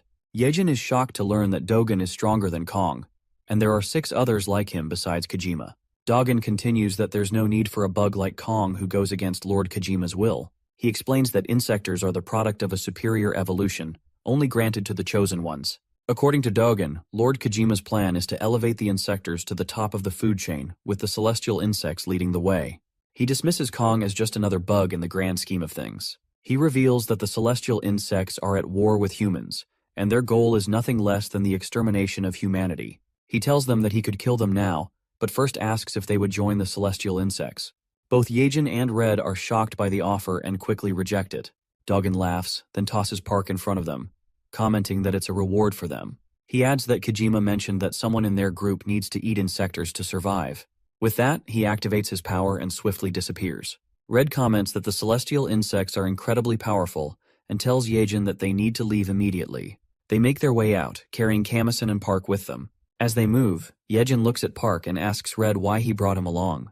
Red simply replies that he wants Park to be his punching bag. While they're talking, the Bugreaper group suddenly appears. Reacting quickly, Yedjin puts on a thread mask for both of them, and they hurry to escape. Some of the Bugreapers fire at them, but Red blocks the shots and lands a powerful punch, sending them back. Meanwhile, the group informs Sam, who is standing outside the club, that the insectors are emerging. Sam focuses, but to his surprise, the insectors break through the wall and quickly fly away. Sam tries to fire at them, but he's too late. Then they report to Pio, informing him that one insector has been captured. Pio realizes that they're one step behind again. At this moment, he's in an executive meeting with several powerful individuals, and by apologizing for the delay, he begins the meeting. As the group discusses Pio and Jin, noting that many attacks in the area have happened because of them, Jin explains that he called this meeting to come up with a plan to prevent future casualties. Another member, Woon, begins teasing Jin about a past incident, but before their conversation can go any further, Yan interrupts. She comments that they need to wrap up the meeting quickly, as she's feeling sleepy. Pio agrees with her, adding that, as everyone has pointed out, they've been constantly defeated by the bugs. However, today's meeting isn't about reflecting on past losses. He explains that they are here to prepare for the possibility of a bug invasion and an all-out war. He notes that the bugs have been acting strangely lately. Initially, they appeared to be moving alone, but now they seem to be organizing into groups, centered around strong and intelligent individuals. They've formed a group called the Celestial Insects, and it looks like they have a systematic organization. Pio says that to stand a chance against the insectors, they need a countermeasure. He then places a book called Ant Castle Project on the table, something he obtained earlier. The group starts looking at the pictures in the book, and Pio begins to explain its contents. Suddenly, Dr. Man enters and tells him to stop flipping through the book, as it holds a personally painful story for him. He adds that the book belongs to his disciple, and when Pio asks if he was directly involved in the project, Man replies that he only observed from the sidelines. He explains that the Ant Castle Project was a top-secret initiative carried out when the Bugreaper team was still a research group. It was designed to create a countermeasure against the insectors. The research was successful, and 3 versions of the insect countermeasure were developed. Then one day, a mysterious explosion occurred, destroying everything in the lab. Only one test subject survived. When Pio inquires about the test subject, Man admits that he doesn't know the details and that he is unaware of what the higher-ups decided afterward. He suggests that if they need a power to rival the Insectors, there's another option, the Insector gene injection. He begins explaining the process and mentions a man from Un's branch who became significantly stronger through the experiment. However, before he can continue, Jin hits a punch onto the table and strictly orders Man to stop talking. The room goes silent as everyone stands up and exits the meeting. Jin apologizes to Pio for his actions but insists they need to stop discussing that subject. Meanwhile, at Bugreaper Branch B, Ro kills his own brother Ko, because he too is an Insector. Afterward, he opens the door and greets a special presence, saying he's been waiting for him. The presence is none other than the powerful Master Kojima. As he enters, Ro bows before him and asks to be awakened. Without a word, Kojima grabs him by the head and crushes it. The other Bugreaper workers rush in to confront Kojima, but their bullets have no effect on him. He calmly demands to know the location of someone, and with a swift move, he slices them all and begins destroying everything in sight. Meanwhile, Pio, Tae, and Jin are on their way back after learning that Ko is still alive. They receive news that a single Insector is destroying the area named Kojima. Getting shocked, the 3 hurry to the scene. When they arrive, they witness the building being blasted. Then Kojima emerges from it, looking disappointed because he couldn't find the person he came for. Seeing him, Pio and Jin quickly draw their weapons and charge at him. Meanwhile, Yedjin and Camison are at Red's home. She's impressed by his room, which is filled with medals and trophies from his achievements. At this moment, Red enters the room in his human form after taking the bath. His real name is Sung. They move toward the sofa where Camison is still unconscious. Suddenly, a group of black ants crawls across the floor, causing Sung to quickly jump on the sofa. He asks Yedjin if she wants him to call a cab for Camison, but she declines, explaining that Camison lives with his grandmother, and if he shows up like this again, she might have a heart attack. Yedjin then shifts to a more serious topic, mentioning that the message Kojima left was likely intended for Camison. She expresses concern, noting that the look in Camison's eyes when he thought about Kojima showed a strong desire for revenge. Meanwhile, as Jin and Pio attack Kojima, their strikes have no effect. In response, Kojima launches a small attack that pushes them both back. Jin notices the presence of ants inside Kojima and throws an axe at him. When the axe strikes Kojima's body, Jin quickly leaps forward and delivers another axe blow to the same spot, causing only a small amount of blood to spill. Feeling surprised, Jin asks if Kojima is really an Insector, then continues slashing at him. Kojima calmly responds that his body is that of the king of the Insectors. He steps forward toward Pio and Jin cuts his arm off. However, Kojima doesn't stop and remarks that humans have their limits. He then approaches Pio, asking if he knows about the case. Pio answers that the case is classified and asks what he plans to do with it. Kojima explains that the case contains a power that, if obtained, will make the Insectors immortal. Just as he speaks, Tae charges at him with a car, but Kojima effortlessly slices the car in half. Tae assures Pio that he will handle this guy, so he has to escape with Jin. Then Sam arrives in a helicopter and fires a rocket launcher at Kojima, creating a huge explosion. He orders Pio and Jin to get in quickly. However, they are shocked to see that Kojima is still alive. Meanwhile, at school, only Camison and Yedjin are in the classroom, as everyone else is on a school trip. Yedjin mentions that she also wants to go on the trip. When Camison asks how to get there, she asks for his phone. Afterward, they leave the school, and Yedjin assures him that they can reach Pohang faster than anyone else. Just then, Sung arrives in his car to pick them up. Yedjin is impressed, and they get into the car, ready to head to the school trip. Camison texts his grandmother to let her know he's going to Pohang. When she offers to call Kim to clear the road, he assures her that he has already taken care of it. Meanwhile, in the forest, a group of soldiers is stationed, and their senior, Kim Hyungjin, catches a dragonfly with his bare hands. His teammates are impressed by his skill, but Kim casually comments that it tastes delicious. He then places the dragonfly in one of his team members' mouths, telling him it's protein and that he should eat it. The boy starts coughing, but Kim orders him to swallow it. Later, a group of soldiers plays soccer on the playground, and the same boy stands as the goalkeeper. He begins to feel cold, and when the ball comes toward him, he fails to stop it. One of the other soldiers starts beating him for the mistake. Soon after, all the soldiers gather on the field in front of their captain. The captain asks about their condition and if anyone is sick. The soldiers assure him everything is fine, but then he notices the same boy, shaking because of the cold. He sees the boy's injured face and asks about the problem. The boy lies that he simply fell while playing soccer. Later, while the boy is standing at his duty position, Kim approaches him to apologize for his previous behavior. However, when he notices the boy isn't responding, he becomes frustrated. The dragonfly the boy ate earlier is beginning to take effect, and the boy starts transforming into an insector. Kim is horrified when he sees the boy's new form, and before he can react, the boy kills him on the spot. Meanwhile, a school bus full of students is on a trip, with Choa sitting inside. The news on the TV reports the explosion at the Bugreaper branch, but the students are enjoying themselves. One of the students offers Choa a lollipop, but she punches him in the face and breaks his teeth. As she bends down to pick up the lollipop, something strange happens. The same soldier who had transformed into an insector earlier appears outside the bus and opens fire, killing all the students. However, because Choa is bent down, she avoids the bullets. Meanwhile, as Camison and the others make their way, Sung asks when they first transformed into insectors. He starts by sharing his own story and explains that he began boxing because of his natural athleticism and quickly became the rookie king. One day, he got into a fight with a tough guy from Incheon and beat him badly. The next day, the guy's gang came after him, and he ended up getting badly beaten. At that moment, his emotions took over, and he lost control, so he transformed into an insector. He adds that he was confused at first about why he transformed into a ladybug.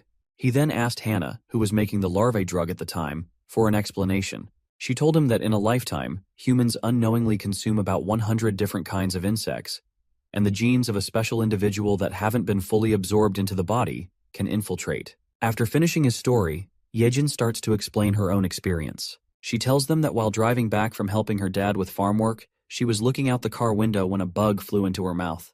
A few months later, on the day her parents were killed by Kojima, she also awakened as an insector. Then they ask Camison about his first awakening, but he lies that he doesn't remember anything because he was too young. As they approach the location, they notice cars turning around and see a lot of soldiers gathered.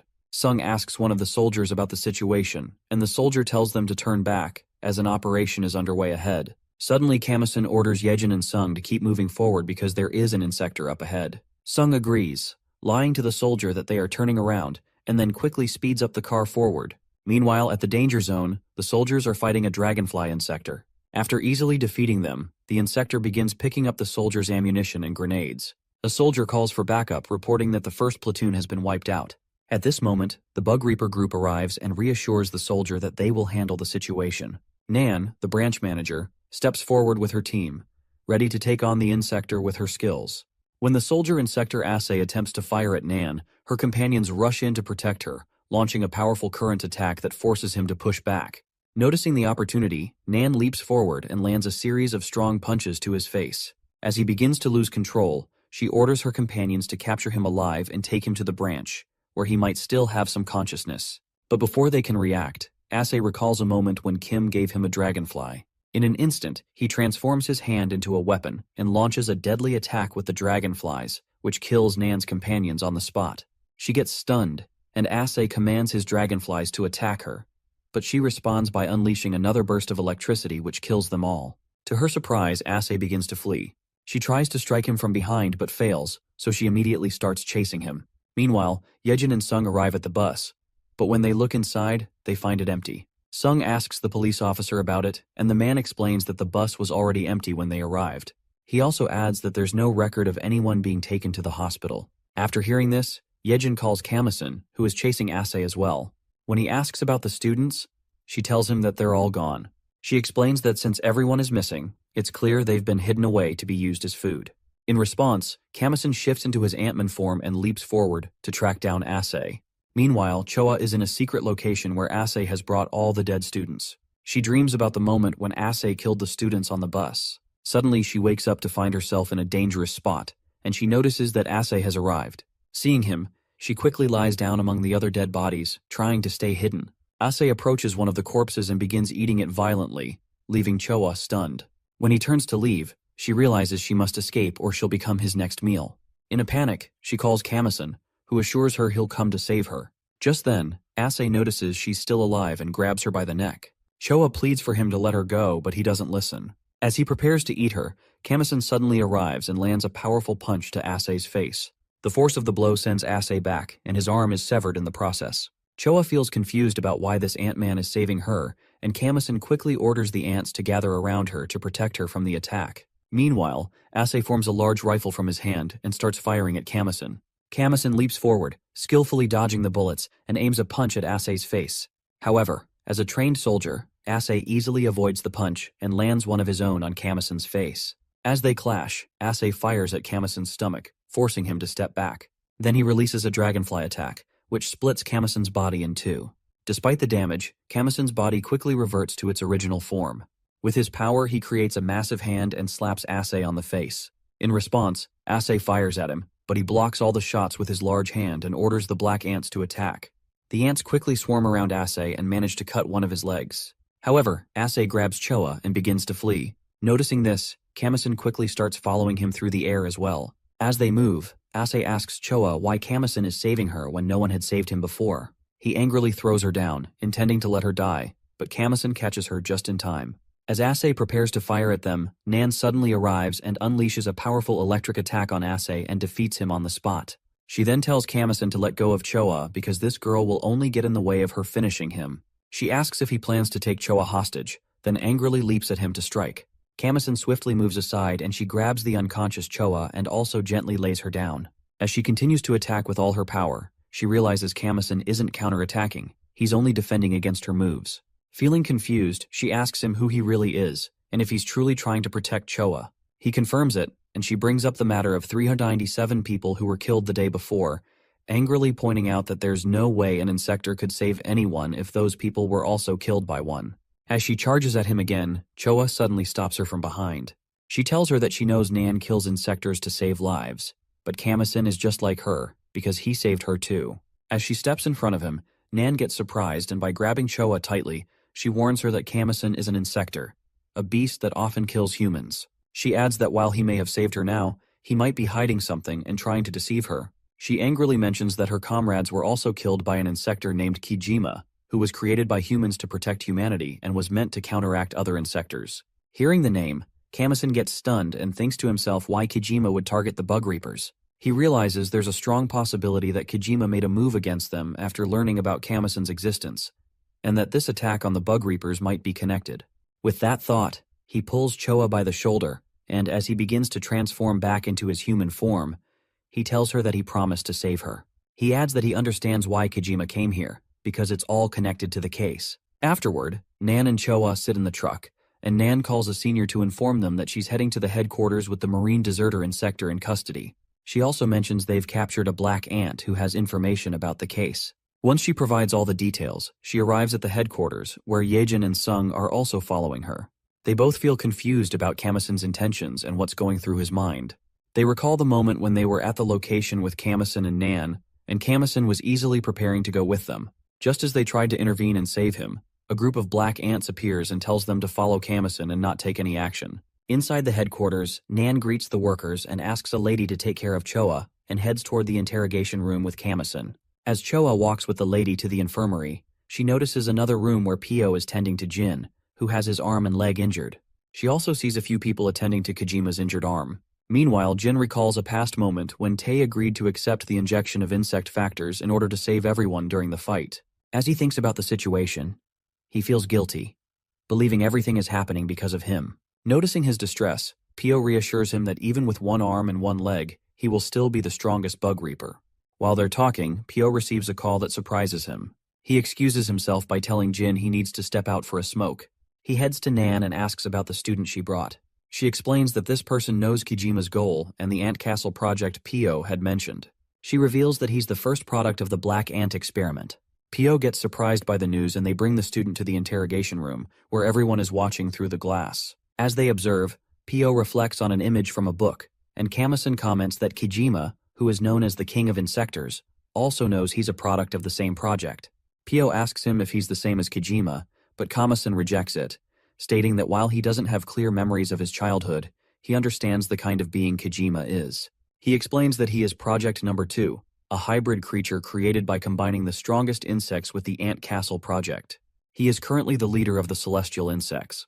When Pio asks about the case Kijima mentioned, Camison replies that it involves a vessel capable of holding everything, a being that creates, and his brother. The others are surprised by this, and Pio asks if he can lead them to the location. Camison says he has called someone who knows the exact place and manages it. Just then, a senior man named Kim enters the headquarters, causing the workers to look up in surprise. Kim tells them he's here to see Camison, and by stepping into the room, he stands by the door. One of the workers loudly orders everyone to stand straight because the CEO is arriving. To everyone's shock, the old lady, Jium, Camison's grandmother, enters the room. She gently asks if anyone has fed Camison yet. She greets everyone, and when a man named Kang comments that he heard she came to see Camison, she confirms it and adds that he's her grandson. This thing surprises everyone, including Pyo and Nan. At this moment, Camison uses his ability to break the chains that were binding his hands. Seeing this, Nan activates her current magic, but Camison tells her not to do, explaining that his grandmother would be upset if she saw it. Gum approaches with a smile, greets Camison and asks if he has eaten anything. She then addresses everyone, saying that they've been through a lot, and she'll explain everything slowly, but they need to eat first. They sit at the dining table and begin their meal. Once they finish, Gyum starts her story. She tells them that this all began 18 years ago, before Bugreaper was funded, when she ran a restaurant called Golden Foods. One day, Kim came to her to discuss the sales report, but she was talking to her son, Xiongtae, who worked in the police force and had recently been promoted. As they were talking, Xiongtae received a call from another officer informing him about a murder and urging him to come quickly. He ends the call, and they both head out to investigate. Meanwhile, Gyum tells Kim that she has always been worried about her son. She even suggested he take over the business, but he insisted on becoming a police officer, just like his father. As Kim explains the business details and profits, Xiongtae arrives at the crime scene. He sees an Insector who has killed his partner. Xiongtae angrily fires at him, but the shots have no effect. In response, the Insector kills Xiongtae. When the news reaches Gyum, she gets sad. Soon after, a man informs her that the autopsy results show that the injuries were not inflicted by a human. The only explanation is that Xiongtae was attacked by a beast. Days later, Gyum sits in her office and orders her assistant, Kim, to find the person responsible for killing her son, no matter what. At this moment, a man named Cheol enters her office and tells her that her son was killed by a bug, which shocks her even more. He shows her some pictures and explains that these bugs are called Insectors. He explains that he is working on the Insector countermeasures project and came to ask for Gyum's support. She replies that she wants to find and kill the one who murdered her son, but she won't invest in anything without solid evidence. Cheol then calls someone in, and when the person enters, both Gyum and Kim are shocked to see it's a red ant Insector. Cheol reassures them, and when the Insector transforms into its human form, they realize it's a girl. Cheol then tells them that the person before them is the hope of humanity and his daughter, the prototype of the Ant Castle project, number 0, and her human name is Gamey. He asks if she agrees now and adds that he will show her more details at his research institute. Gum follows him to an old building where Cheol is working on his projects. When they arrive, Cheol welcomes her inside. She notices pictures of various insects on the walls, and Kim informs her that Cheol is a renowned entomologist, known worldwide for his expertise in ants, having discovered dozens of new species. Gyum then asks about Cheol's daughter, and he explains that she is waiting to demonstrate her combat abilities, as she will be fighting Insectors. They reach a training area, and Gyum sees Gammy standing in the ring. Cheol summons another man from a cage, and Gyum angrily demands to know why they are making a human fight. Cheol tells her to just watch, and as both Gammy and the man transform into their Insector forms, Gyum gets stunned by the transformation, and Cheol comments that this is the true nature of the Insectors, and that it was such a monster that killed her son, Xiongtae. The fight begins, and with swift moves, Gammy strikes the other Insector. Gum surprisingly asks if the countermeasure is to create the same kind of monster. Cheol responds that Gammy is different, and explains that the goal of this project is to create a being that does not harm humans, but instead considers only Insectors as enemies, hunting and consuming them. He adds that the millions of ants living inside Gammy's body, using her as a host, are the ones that devour the Insectors. He reveals that this is the result of the anti-Insector ant model Red, a project he developed independently. As Gammy defeats the Insector and her red ants begin to consume him, she suddenly starts feeling pain in her stomach. Gum feels concerned about her, and Cheol informs her that Gammy is pregnant. This thing makes Gyum angrier, and she strictly demands to know how he can use his pregnant daughter as a test subject. Then Gammy steps out of the ring and tells Gyum that her husband was also killed by an Insector. She hadn't known she was pregnant at the time, and driven by revenge, she made a hasty decision.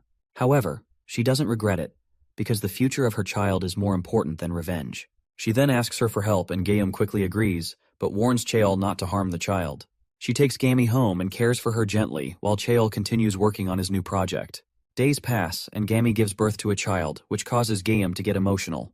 They name him Camison, and at the same time, Cheol holds another child, Camison's twin brother, and names him Mishan. The children grow up, playing with Gyum, who cares for them as her own grandsons. One day, when they are 5 years old, Michan asks her when their mom will return, and Guillaume reassures them that their mom will come back safely. The next day, a man approaches Guillaume and informs her that they've found the Insector who killed her son. Gamey calmly asks for his location, and the man replies that he hasn't left Jeju Island yet, and agents are still tracking him. Gamey says she will go to confront him immediately, but Guillaume expresses concern and asks what will happen to the children. Gamey tells her it's time to fulfill her promise. She adds that, thanks to Guillaume, the technology has advanced, and she's in perfect condition now, so she'll catch the Insector and return safely. At this moment, she tells her something serious that a few days ago, while the kids are watching TV, Michan insists on getting a tiger sword he saw on the screen.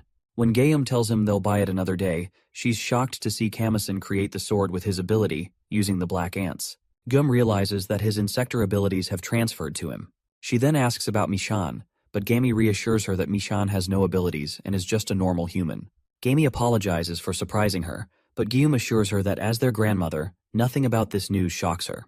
However, she requests that Gamey return safely because she's worried about losing her. As Gamey heads out to confront the Insector, Guillaume, tired from playing with the kids, falls asleep. The two children, meanwhile, secretly slip away to where their grandfather is experimenting on another man. When they arrive, they see the man attempting to transform into a blue Ant-Man, but failing due to his lack of imagination. Then Jang, Cheol's assistant, tells the man named Choi that if he can't succeed in the transformation, he won't be number one. Choi refuses it and blames them for the failure, but Jang responds that they've done everything they can. The last step is up to him, and the transformation depends entirely on his imagination. As Choi leaves, the two kids approach him, teasing him for his failure once again. Michan tells him that he can't do it, but his brother Camison can handle the ants. Choi is surprised, and the three of them step outside to test Camison. Camison easily creates a sword in front of them, leaving Choi even more astonished. He grabs Camison and angrily asks how he can do this, wondering if it's something he inherited from his mother. Just then, they hear commotion as the other group members rush in because Gammy has returned from the fight and she is badly injured. The kids quickly run to check on their mother and find some serious wounds on her body. At this moment, Gammy suddenly collapses and shocks everyone around her. She informs them that they've finally captured the Insector. Meanwhile, in a special room, Cheol and Jang tie the Insector, a stag beetle named Dwell, with chains. They remark that it's the strongest and most dangerous Insector. Gamey is placed inside a glass box, unconscious from her injuries, while Guillaume and the kids stand nearby. The doctor explains that Gammy's life isn't in immediate danger, but her condition is serious, and it will be difficult for her to continue working as number 0 in the future. Hearing this, Guillaume and the others grow more worried. Cheol enters the room, and when Guillaume apologizes for everything that happened, Cheol smiles and thanks her. He explains that thanks to her support, they've captured the dangerous Insector, and Gammy did her best in the fight. Cheol then calls for Camison to follow him, but Guillaume stops him, asking where he's taking the child in this situation. Cheol explains that Camison is a special being, chosen by the ants from birth. He intends to assess Camison's condition and work on improving the areas where Gammy fell short. Hearing this, Guillaume is stunned and tries to stop Cheol, but Cheol forcefully drags Camison away for the experiment. As Guillaume cries behind them, Michan comments that he once heard his grandfather tell Camison that he's number 1. He adds that he wants to be number 1 too. Guillaume tells him not to say such things, as it's painful, but Michan runs off, saying that everyone is only worried about Camison, and no one is properly looking after him. Michan then finds Choi, who is sitting outside, and tells him everything. He also asks Choi if he wants to be number 1, but Choi replies that he just wants the honor and to become more popular. As Choi tries to transform again, he fails and angrily starts punching a tree. At this moment, a swarm of wasps attacks them. Choi uses his blue ants to stop them, but when the wasps move to bite Mai-chan, they both watch in surprise as the wasps suddenly enter Mai-chan's body and then emerge from it. Something strange begins happening to Mai-chan's body, and he tells Choi that he's feeling weird. Choi asks if he should take him to the infirmary, but Michan refuses, saying he wants to go to his grandfather instead. Meanwhile, Cheol and Jang watch as Camison creates a sword using his black ants. As he does this, Jang notices that Camison's highest cohesion rate is 98.1%, which surprises him because Gammy's highest cohesion rate is 97.8. They feel pleased about it, but Camison mentions that he's hungry after playing with the ants. They then summon the hand of an Insector and ask Camison if he can command the ants to eat it. Camison gives the order, and suddenly the ants begin to move and start devouring the hand. Watching this, Cheol thinks that these black ants are unique individuals naturally formed inside Camison's body, even better than the red and blue ants he has created. Their ability to follow orders is impressive. However, Cheol realizes that there aren't many of them yet, so they haven't harmed Camison's body. But if their numbers increase enough to form a suit, They could end up consuming Camison himself. Meanwhile, Michan goes to the basement looking for Cheol, wanting to tell him that he's now powerful and wants to be number 2. When he enters, he's surprised to find the place empty. His shock grows when he sees that the Insector, Dwell, has broken free from his chains and is standing right in front of him.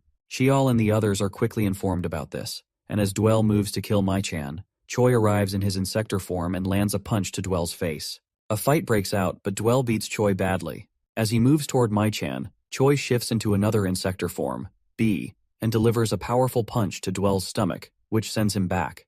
Despite this, Dwell isn't defeated and charges at Michan again. But to his surprise, when Michan points his hand at him, a strange power erupts from his body, which instantly defeats Dwell. Just as Cheol and Jong arrive, they see that both Choi and Michan are safe. A few days later, Jong takes Choi to Brooklyn, New York, where insectors are attacking civilians. Choi begins to fight and defeat them, but during the chaos, a building is blasted. After the incident, Choi returns to Cheol, who ties him up in the special room. Jong informs Cheol that 36 civilians are dead, and the American media is reporting that a monster was behind the attack. Cheol tells Choi that he sent him to New York to eliminate the insectors, but instead, he ended up killing people. Calling him number 2, he asks if he sees himself as a hero or an insector. He feels troubled by the situation, but Choi remains calm. He explains that 2 months ago, after the Dwell incident, he was reborn, and his power has become so overwhelming that he can no longer control it. That's why this happened. Cheol responds that they don't need a hero who can't control his power. But Choi asks if the world doesn't need him now, and also questions what he will do without him, and whether he has confidence in that 5-year-old number 1. Meanwhile, Gammy is cooking a delicious meal at home and calls her kids to come and eat.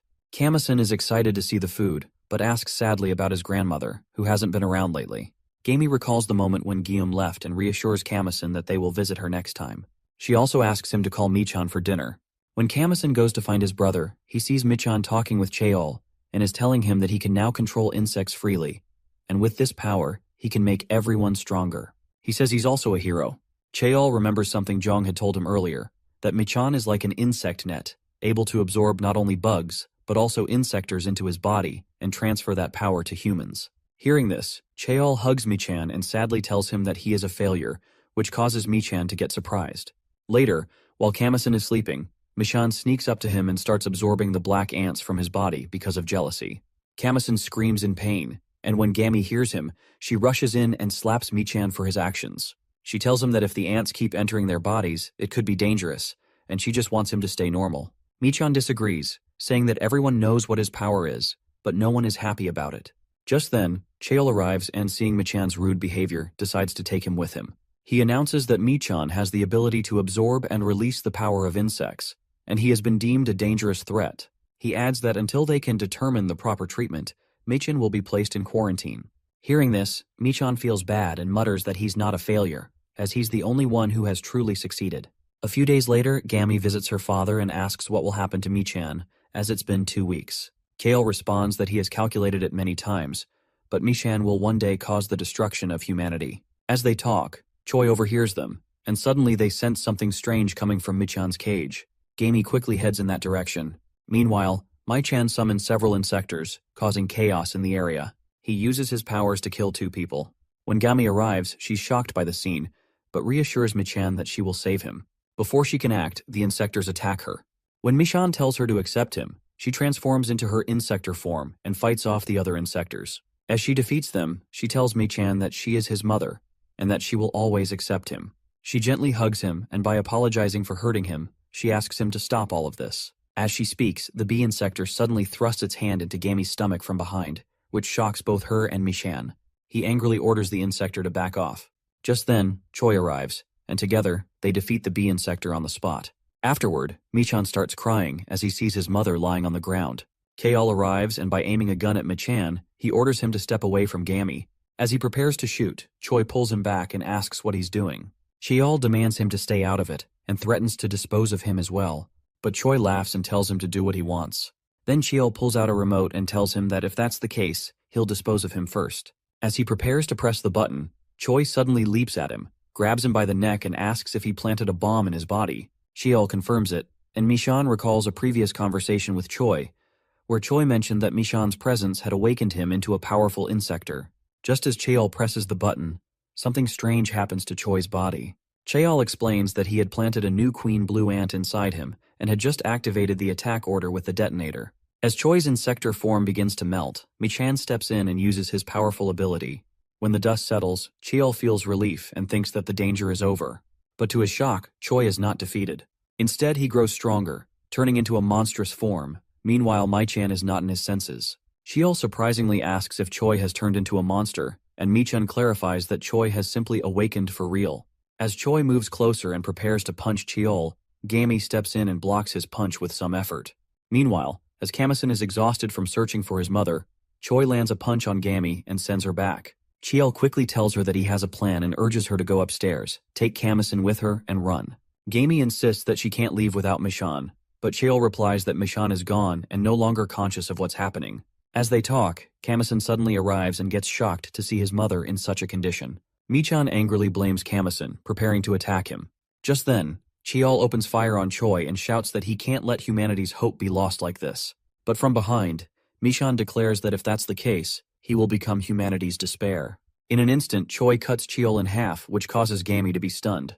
With his last breath, Cheol tells her to protect Camison, as he's about to destroy the entire area. He presses a button and triggers a massive explosion that destroys the building. In the chaos, Gami quickly shields Camison with a protective barrier made from her red ants, but she herself doesn't survive the blast. After the explosion, ambulances and search teams arrive at the scene, finding Camison and Michan alive, but they discover that Gami has died. Camison is then rushed to the hospital, where Guillaume anxiously asks Zhang about his condition. Zhang places some photos of Choi and Gami in the book, and assures Guillaume that Camison has no injuries. He also informs her that Gami has passed away. When Guillaume asks about Michan, he explains that Michan is currently being held in an underground facility on the outskirts of Seoul. Guillaume apologizes to him that Michan's situation will leave him unemployed, but she has plans for the future. However, Zhang rejects her offer, explaining that as Cheol's assistant, he shares responsibility for the research and will now take care of Michan in the underground facility. Then Guillaume takes Camison to the graves of his mother and grandfather, telling him that from now on, she will care for him like a grandmother. She also decides to sell her company, Golden Foods, and informs her assistant, Kim, that she has now created a new company, Bugreaper, and he is the president since she is retiring. Now in the present, Guillaume sits with Pio and the others, explaining how the Bugreaper came to be. After hearing the story, Pio understands why Kijima is searching through the Bugreaper for the case.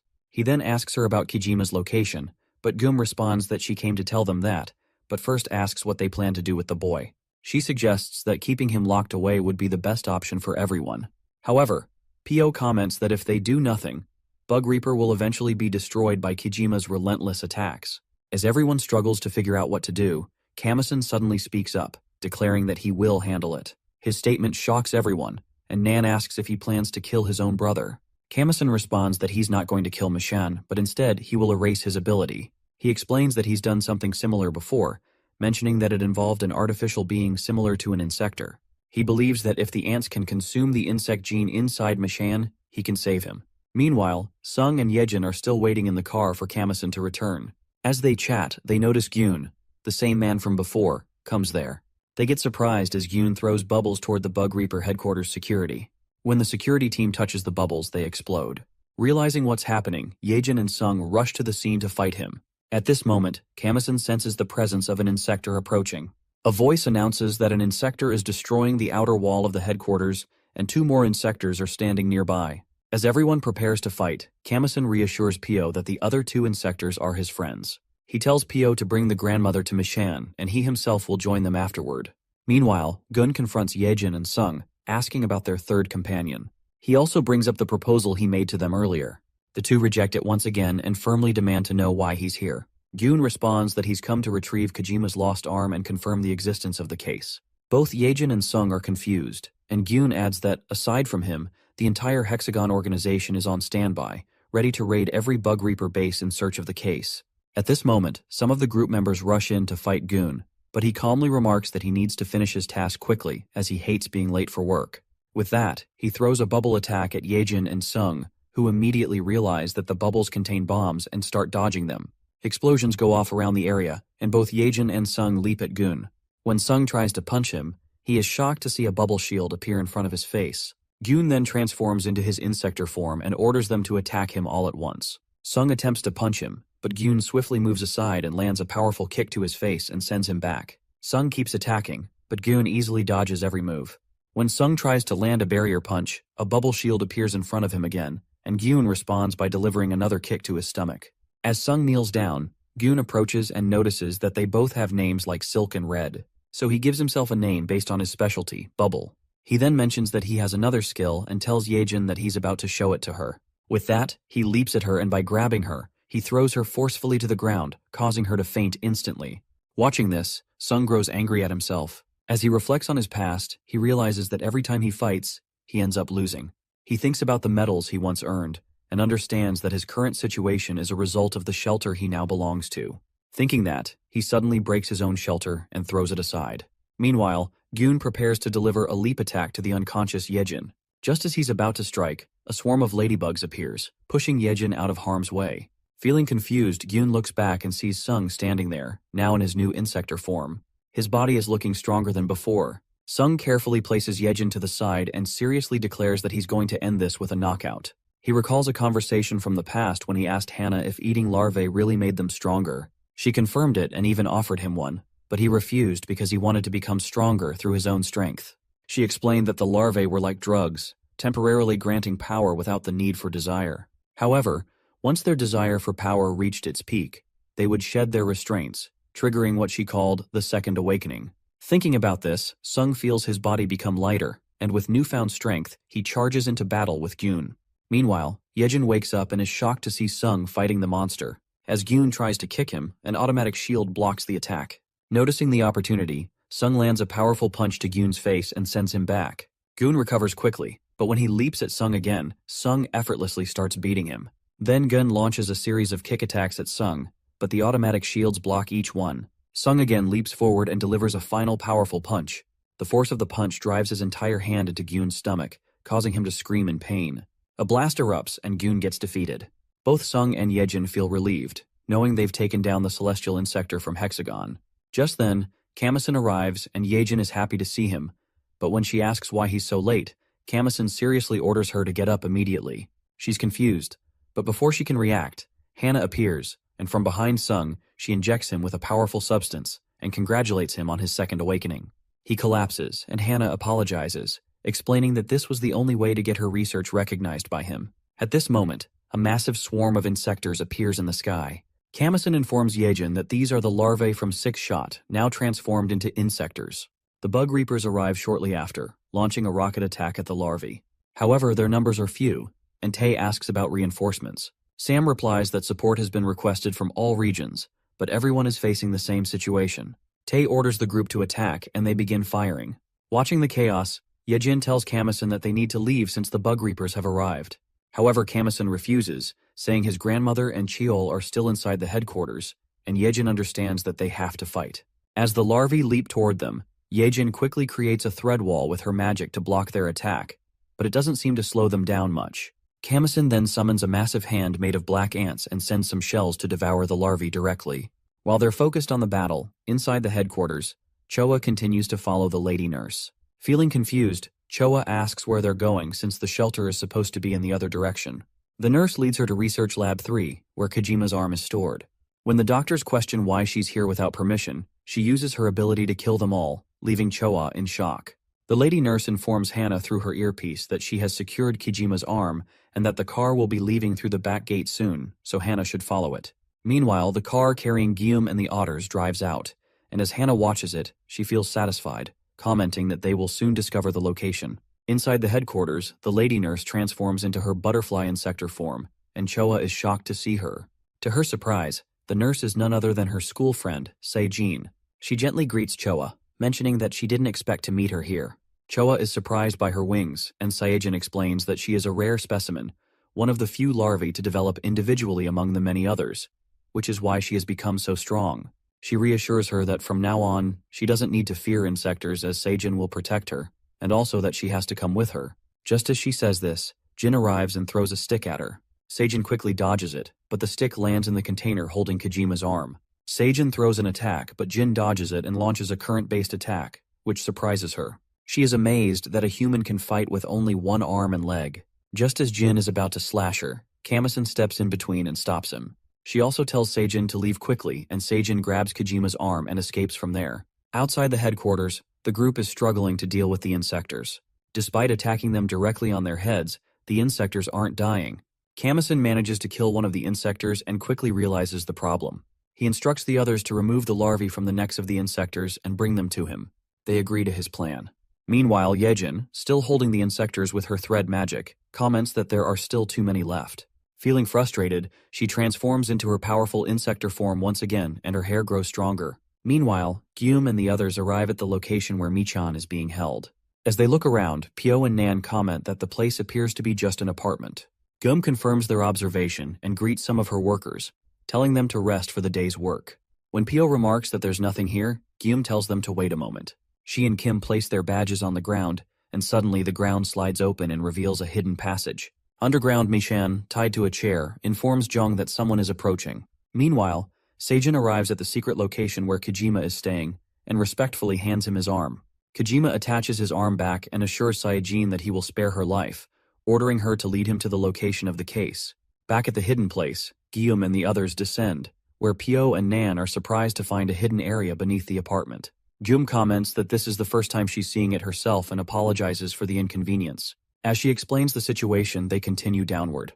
Kim tells them to take the elevator further down, assuring them he will come once Camison arrives. They agree, and when they reach the bottom, Jung greets them and thanks Guillaume for her help during this time. He then leads them to the room where Michan is being held. Meanwhile, Yedjin eliminates all the insectors and orders Camison to consume the larvae falling from them.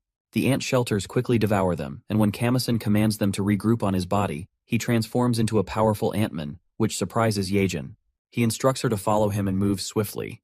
Yedjin uses her thread magic to grab Sung and follows him. The Bugreapers watch in surprise as they see the insectors defeated and the group escaping. Suddenly, Sam informs Tae that the insectors are coming back to life in human form. Meanwhile, Gyum feels emotional as Michan asks why she's so late. She gently apologizes, and Michan then asks if she brought others with her to kill him. Gyum quickly denies it, explaining that the people with her are employees of the company he founded, and they are not here to harm him. She also informs him that Camison is on his way and might be able to help him. Michan laughs and asks how a person with nothing but ants in his body could fix him. He adds that even though Uncle Choi tried many times to rid him of this cursed ability, he never succeeded. He firmly states that he has lived for 11 years chained up in a room, and even if the world changes, he refuses to be freed. As they talk, the wall suddenly breaks and Kijima, Choi, enters who throws Kim in front of them. They are shocked to see this, and when Pyo leaps to attack, Kijima slashes with his hand, causing a huge blast. Pyo spits out blood, and they are stunned to see Guillaume also faint from the serious injury. At this moment, Camison is on his way, and when he senses something bad has happened to his grandmother, he leaps forward quickly. Meanwhile, as Pyo continues to fight, Kijima suddenly attempts to punch him. Pyo dodges it, and when the punch is aimed at Michan, Kijima stops it just in time. Then Jong arrives with a robot that grabs Kijima in its arms. Pyo and Nan quickly launch a current attack at Kijima. Jong orders Pyo and Nan to leave immediately, and they escape, carrying Gyum and Kim. From behind, Jong comments that it's time to use Cheol's method. As he reaches for the button to destroy Kijima, Hana suddenly appears and stops his hand. At this moment, Michan is freed from his chains by Hana. Using his power, he transforms Jong into an insector, which surprises Hana as well. Meanwhile, as Pyo and Nan exit, Nan tells him to take Gyum and Kim to the hospital while she stays behind to fight Kijima. Suddenly, Michan emerges from the underground and asks about his grandmother's condition. As he speaks, he launches an attack at them, but they quickly dodge, and the attack collides with a bird. The bird transforms into an insector and starts attacking Pyo and the others. When Gyum falls from Nan's arms and the bird insector prepares to attack her, Camison arrives and kills it on the spot. Seeing Camison's red form, Michan realizes he is the same as the mother. Camison approaches Gyum, ordering Nan and Pyo to take her and leave immediately while he stays behind to kill Michan. At this moment, Kijima leaps at him to attack, but Camison dodges and they both engage in a serious battle with their powers. Camison initially gains the upper hand, but his attacks don't seem to affect Kijima. Then Kijima counters with a powerful slash, and Camison manages to dodge it, but the slash cuts through the entire building. Camison grabs Kijima by his horns, but Kijima punches him and sends him crashing into another building. Kijima continues with more attacks and throws him to the ground. Doing this, he comments that he once wanted to become a hero and take his mother Gami's place, but he failed. He vows not to let Camison become a hero either. He then slashes and cuts Camison's head, but to his surprise, Camison's human head emerges from the severed neck. As Kijima prepares to strike again, Camison quickly forms a sword from black ants and thrusts it into Kojima's stomach, ordering the ants to devour him.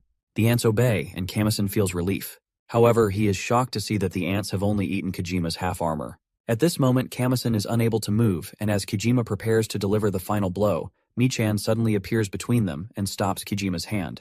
Gripping Kojima's arm, he uses his powers, commenting that it's time to end this. He absorbs all the negative power from Kojima and defeats him. Then he turns to Camison, holding the sword that he had made for him when they were children. He suddenly drives the sword into Camison's stomach. Placing his hand on his neck, he declares that now he will take all of his power as well. Camison orders the ants to attack Michan, and as they obey, something strange begins to happen between them. Meanwhile, Yedjin holds Sung and searches for Camison. She suddenly notices a strange light emanating from Camison's apartment. As she focuses on it, a massive explosion erupts which destroys all the buildings in the area. After the incident, Camison wakes up in the hospital, finding Pyo and Yedjin also there. He asks about his grandmother, but Pyo nervously tells him that after the explosion, she and Nan went missing. Camison is shocked by the news, and Pyo reassures him that both the Bugreapers and the police are actively searching for them. On the TV, the news reports that due to the Bugreapers' efforts, the company has now received official authorization from the Korean government. Pyo then tells Camison that, even though he no longer has the power of the Black Ants, they still need his help. He asks if Camison will join the Bugreapers, as they are still capable of killing the Insectors. Camison feels a bit sad, but when he calls for his ability, he senses a single red ant still in his neck.